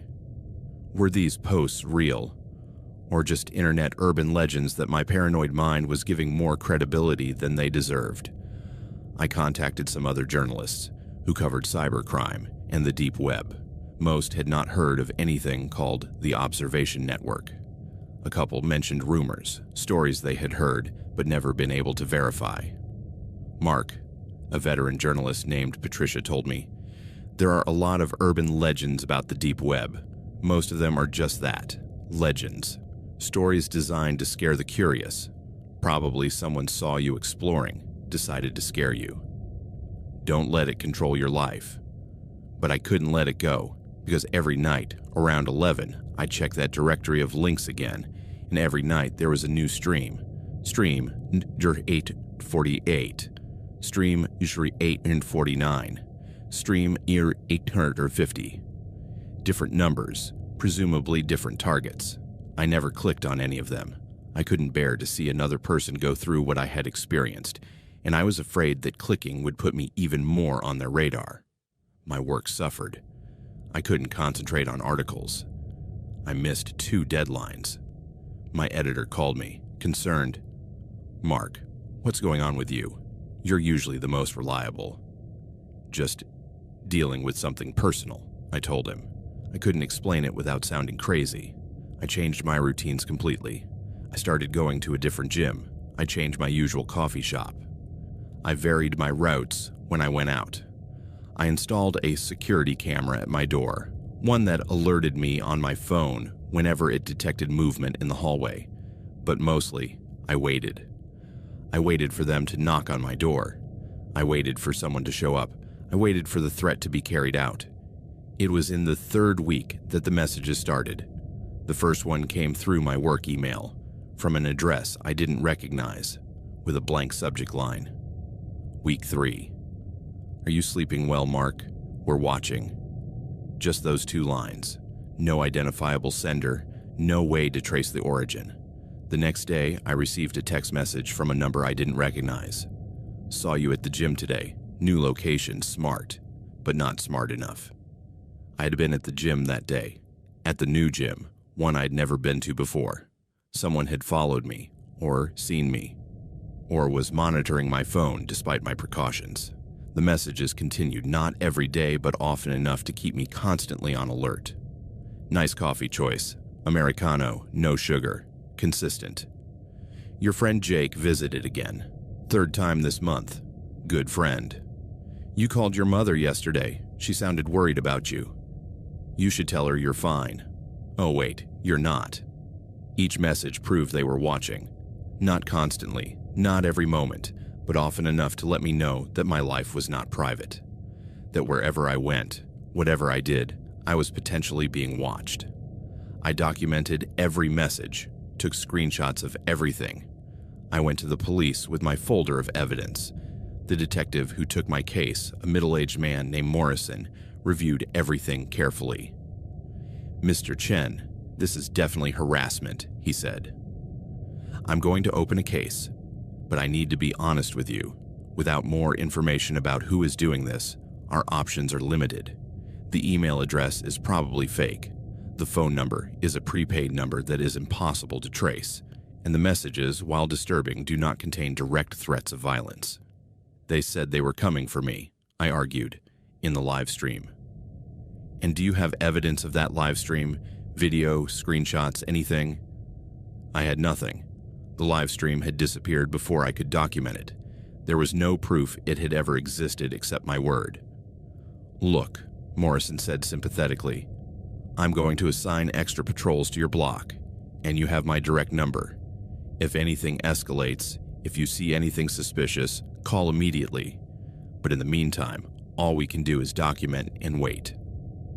Wait. It seemed like that was all I could do. Months passed. March, April, May. The messages continued, spaced out enough that I could never forget, but never so frequent that they became predictable. Month 3. Still waiting. The anticipation must be killing you. Your mother visited last week. Nice woman. She took Michigan Avenue to your place. Heavy traffic that day. New security camera at your door. $79.99 from Amazon. Do you really think that will stop us? My mental health deteriorated. I developed severe insomnia, sleeping only 2 or 3 hours a night. I lost 15 pounds because the constant stress had killed my appetite. My friends stopped inviting me to things because I always declined, too paranoid to go out more than necessary. Jake kept trying. Bro, you need therapy. This is consuming you. Maybe they're just trolls. Maybe it's something real. I don't know. But the way you're living is not sustainable. He was right. But therapy meant explaining the situation, and explaining the situation made me sound like a paranoid lunatic. I tried a therapist once. After 20 minutes of describing the transmissions, the messages, the constant fear, I could see in his eyes that he thought I was having some kind of psychotic episode. My job finally put me on unpaid leave. Take some time off, Mark. Work through whatever you're going through. When you're ready to come back, we'll talk. Without a job, without a daily routine, my life was reduced to waiting. Waiting in my apartment, with the curtains closed, the security camera always on, the phone always nearby in case I needed to call 911. I considered moving, packing everything up, finding a new apartment, maybe a new city. But the messages had shown me that they knew how to track me down. If I moved, they would probably find me again. And moving meant spending money I no longer had, creating more stress, more complications. So I stayed, in my apartment in Lincoln Park, in my self-imposed prison, waiting for them to carry out their threat. In June, I did something desperate. Using a completely new email account from a public laptop in a library, I sent a message to the last email address I had received messages from. What do you want from me? When is this going to end? If you're coming, come. I can't live like this anymore. I didn't expect a reply, but one came, less than an hour later. Mark. So impatient. But we understand. Fear is exhausting, isn't it? Living each day without knowing when the end will come. That's exactly how we designed it to be. Why me? What did I do to deserve this? Deserve. Interesting word. No one deserves anything, Mark. But we choose targets that are instructive. A journalist who writes about privacy, who preaches about digital security, who thinks he understands how our world works. It seemed appropriate to show you how vulnerable you really are. Consider it continuing education. When are you coming? The million-dollar question. The answer is, when it will be most impactful. When you've let your guard down. When you start to think that maybe we won't come after all. When you start to regain some sense of normalcy. That will be the perfect moment. And what are you going to do to me? Wait and see. Or rather, our viewers will see. You will just experience it. But don't worry, Mark. We will document everything. Your fear, your realization, well, better not ruin the surprise. That was the last exchange. They didn't respond to any additional emails I sent. The silence that followed was somehow worse than the messages. At least with the messages, I knew they were there, that they were active. The silence left me wondering if they were preparing, if the end was near. Now it's October. 8 months have passed since that transmission. 8 months of living in constant fear, of jumping at every noise, of checking my security camera dozens of times a day. I've developed rituals. Every night before bed, I check all the locks 3 times. I sleep with my phone in my hand, 911 already dialed, just needing to press call. I have a baseball bat under my bed, pepper spray on my nightstand, a personal alarm that can be heard blocks away. The messages became less frequent. The last one was a month ago, month 7. Patience, Mark. Good things come to those who wait. or in your case, terrible things. Part of me wonders if they forgot about me, if they're following another target, if I fell off their radar. But I know that's just wishful thinking. The last message made it clear. They're just waiting for the perfect moment. Jake still comes to visit me once a week. He brings food, sits with me, tries to get me to act like a normal person. "Have you considered that maybe it's over?" he asked last week. "That the whole point was the fear, and now that they've controlled you for 8 months, they've moved on." "Maybe," I said, wanting to believe it but unable to. "My mom called yesterday. I haven't told her any of this. How could I?" "She'd worry, she'd want to help, but there's nothing she can do except become another potential target." "Honey, you sound so tired," she said. "Are you eating right? Are you sleeping?" "I'm fine, Mom. Just busy with work." "You always say that." "Mark, I'm worried about you. Maybe you should come home for a while, just to visit. Go to San Diego, where she lives. Put miles between me and Chicago. Sounds tempting. But I'd be carrying this threat with me. And if they come for me while I'm with her, I'd put her in danger too." "I'll think about it, Mom. Maybe for Christmas." "Christmas? That's 2 months away. Will I still be waiting then? Will I still be living in this constant state of suspense?" This past week, things have felt different. I can't pinpoint exactly what, just a feeling in my stomach telling me that something is changing. I've noticed the same car, a gray sedan, parked on my street at different times. It could just be a neighborhood resident, but I've lived here for 3 years and never seen that car before. Yesterday, when I went to the supermarket, I had the distinct feeling that I was being followed. I keep looking over my shoulder, but I never see anyone obviously watching me. It's just a feeling, but after 8 months of this, I've learned to trust my instincts. Last night, around 3 in the morning, my security camera detected movement in the hallway. I checked the recording. A man standing in front of my door. He didn't knock. He didn't try to get in. He just stood there for exactly 1 minute, then left. His face was turned away from the camera, his hood up. I couldn't make out any features. I called Detective Morrison this morning. "Let me see the footage," he said. I sent it to him. An hour later, he called me back. "There's not much to work with. The guy kept his face hidden. He knew where the camera was, but I've alerted patrol to pay special attention to your building. Do you think it's them, that they're ready to make their move?" "Honestly, Mr. Chen, I don't know, but I do think you should consider staying with a friend or family member for a while, just until this calms down." But that's what they want, I think. They want me to run away, to hide. They want to prolong the fear. Or maybe they don't care about the fear anymore. Maybe they've decided that 8 months is enough suffering, and now they're ready for the final part. The part where I become the star of my own broadcast. I've accepted that they'll probably come. I don't know when, I don't know how, but they'll come. The only question is what I do when they do. I've considered leaving the country, using my remaining savings to fly somewhere remote, to start completely over. But what kind of life would that be? Always looking over my shoulder, always wondering if they found me again. I've considered confronting them directly, finding a way to track them down, to identify them, to bring them to justice. But how? Every attempt to track them down has reached a dead end. They are ghosts, operating from the shadows, leaving almost no trace. So instead, I prepare. I've written all of this entire account, and stored it in multiple locations. If something happens to me, at least there will be a record.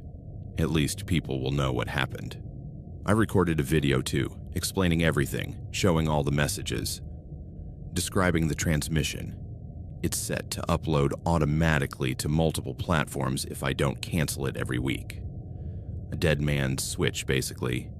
I've given Jake instructions on what to do if I disappear, where to find all my documentation, who to contact, how to make this story public. "Mark, you're talking like you're going to die," he said, when I explained it to him. "I'm just being realistic," I replied. "If something happens, I need you to promise you won't let this get buried. I need you to promise you'll let people know about the observation network, about what they do. I promise. But man, I still think you're overreacting. It's been 8 months. If they really wanted to hurt you, they would have done it by now. I want to believe that. God, how I want to believe that. But something inside me tells me they've just been waiting for the perfect moment. And that moment is coming. It's October 25th. It's been exactly 8 months and 3 days since the broadcast.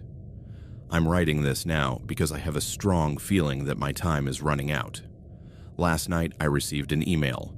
No text, just an attached image. A screenshot of a broadcast. Stream /9/2/7, starting soon was the title. And below that, tonight's feature, Mark Chen, the grand finale. My hands shook as I held the phone. After 8 months, they had finally announced the end. Tonight, apparently, I would become the main entertainment for their sick audience. It's 6 p.m. now. Tonight could mean any time in the next few hours. I called the police. Morrison said they would send a unit to stay outside my building all night. Jake is on his way. He'll stay with me, he said. If they come, at least you won't be alone. I've checked all my locks again. The security camera is recording. My phone is charged. I have the baseball bat in my hand, and I'm waiting. Part of me almost feels relieved. After 8 months of constant fear, of living in suspense, at least now there's an end in sight.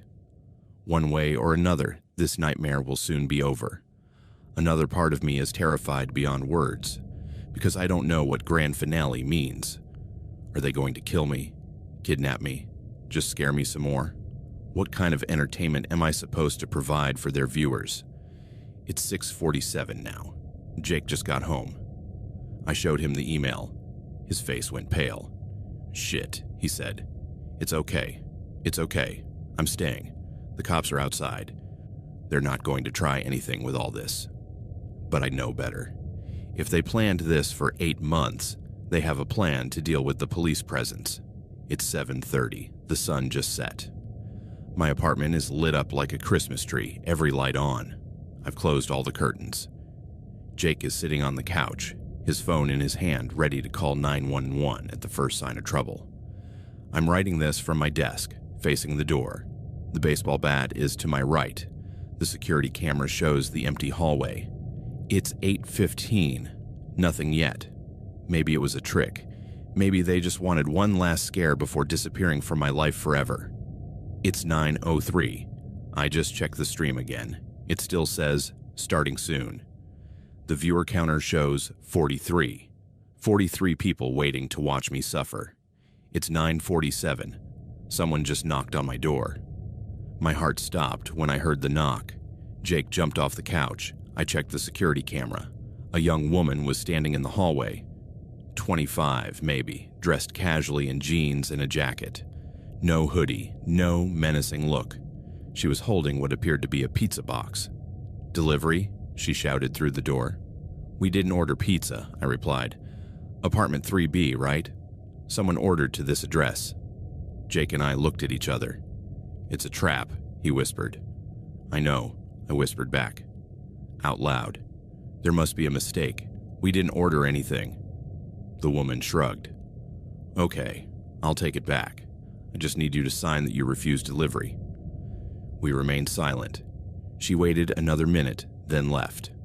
5 minutes later, my phone vibrated. Another email. "Nice try, but we're not that obvious. You really thought we'd knock on your front door?" My stomach churned. If they weren't at the door, then where? I heard a sound, faint, barely audible. It was coming from my window. I turned slowly. The curtains were closed, but there was a small gap where they didn't meet completely. And through that gap, I could see something. A camera.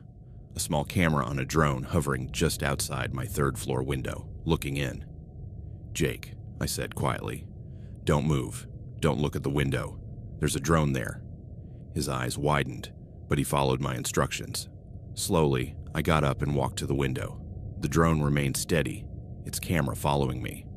I grabbed the curtains and closed them completely, blocking its view. Almost immediately, my phone vibrated again. Can't hide forever, Mark, but good show tonight. You looked appropriately terrified. Our viewers loved it. Same time tomorrow. We'll keep this going as long as it's entertaining. And there it was, the realization that this wasn't the end. It was just another night, another scare, another session of entertainment for their audience. There was no grand finale. Just more fear, more control, more proof that they could get to me whenever they wanted, however they wanted. That was 3 weeks ago. Since then, it's been more of the same. Occasional drones outside my windows. Messages promising that tonight is the night.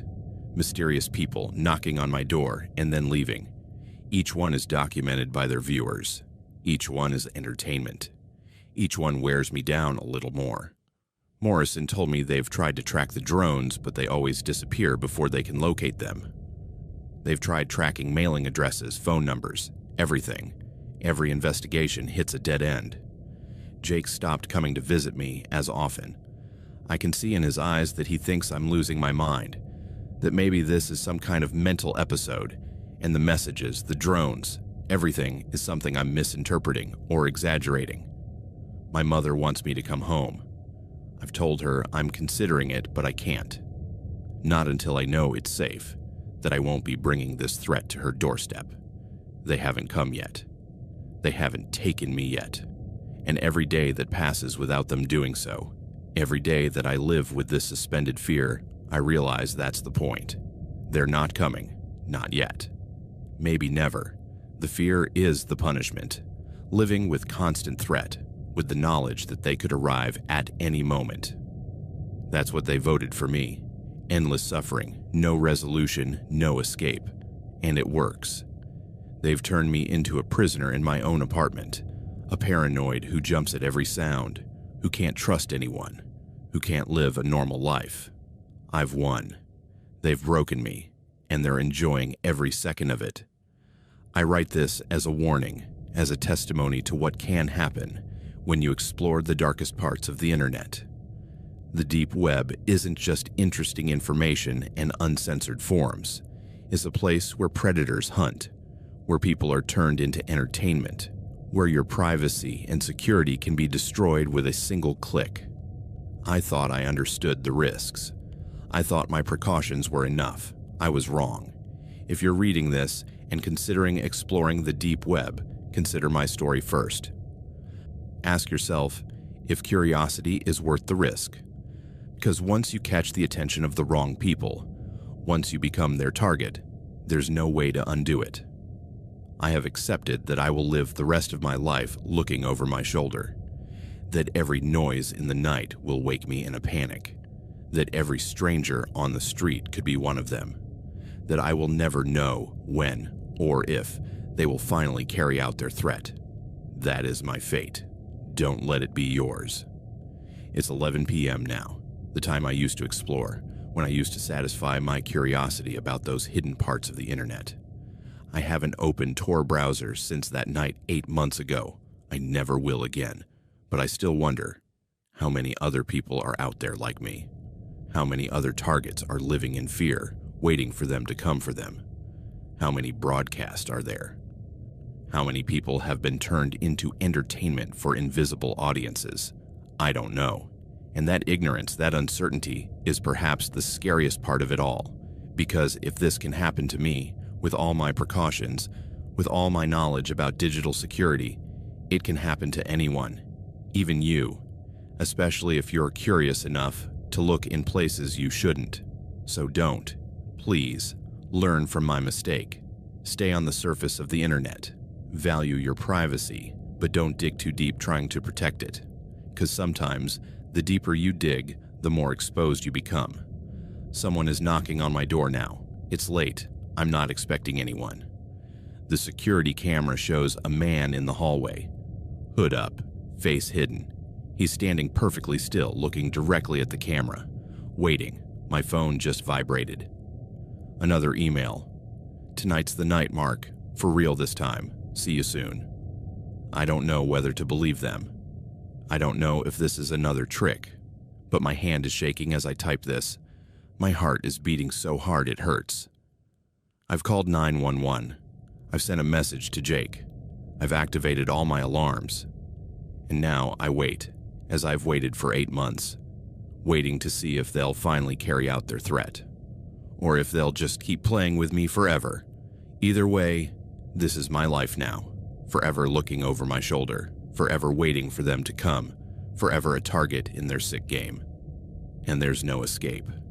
There never is.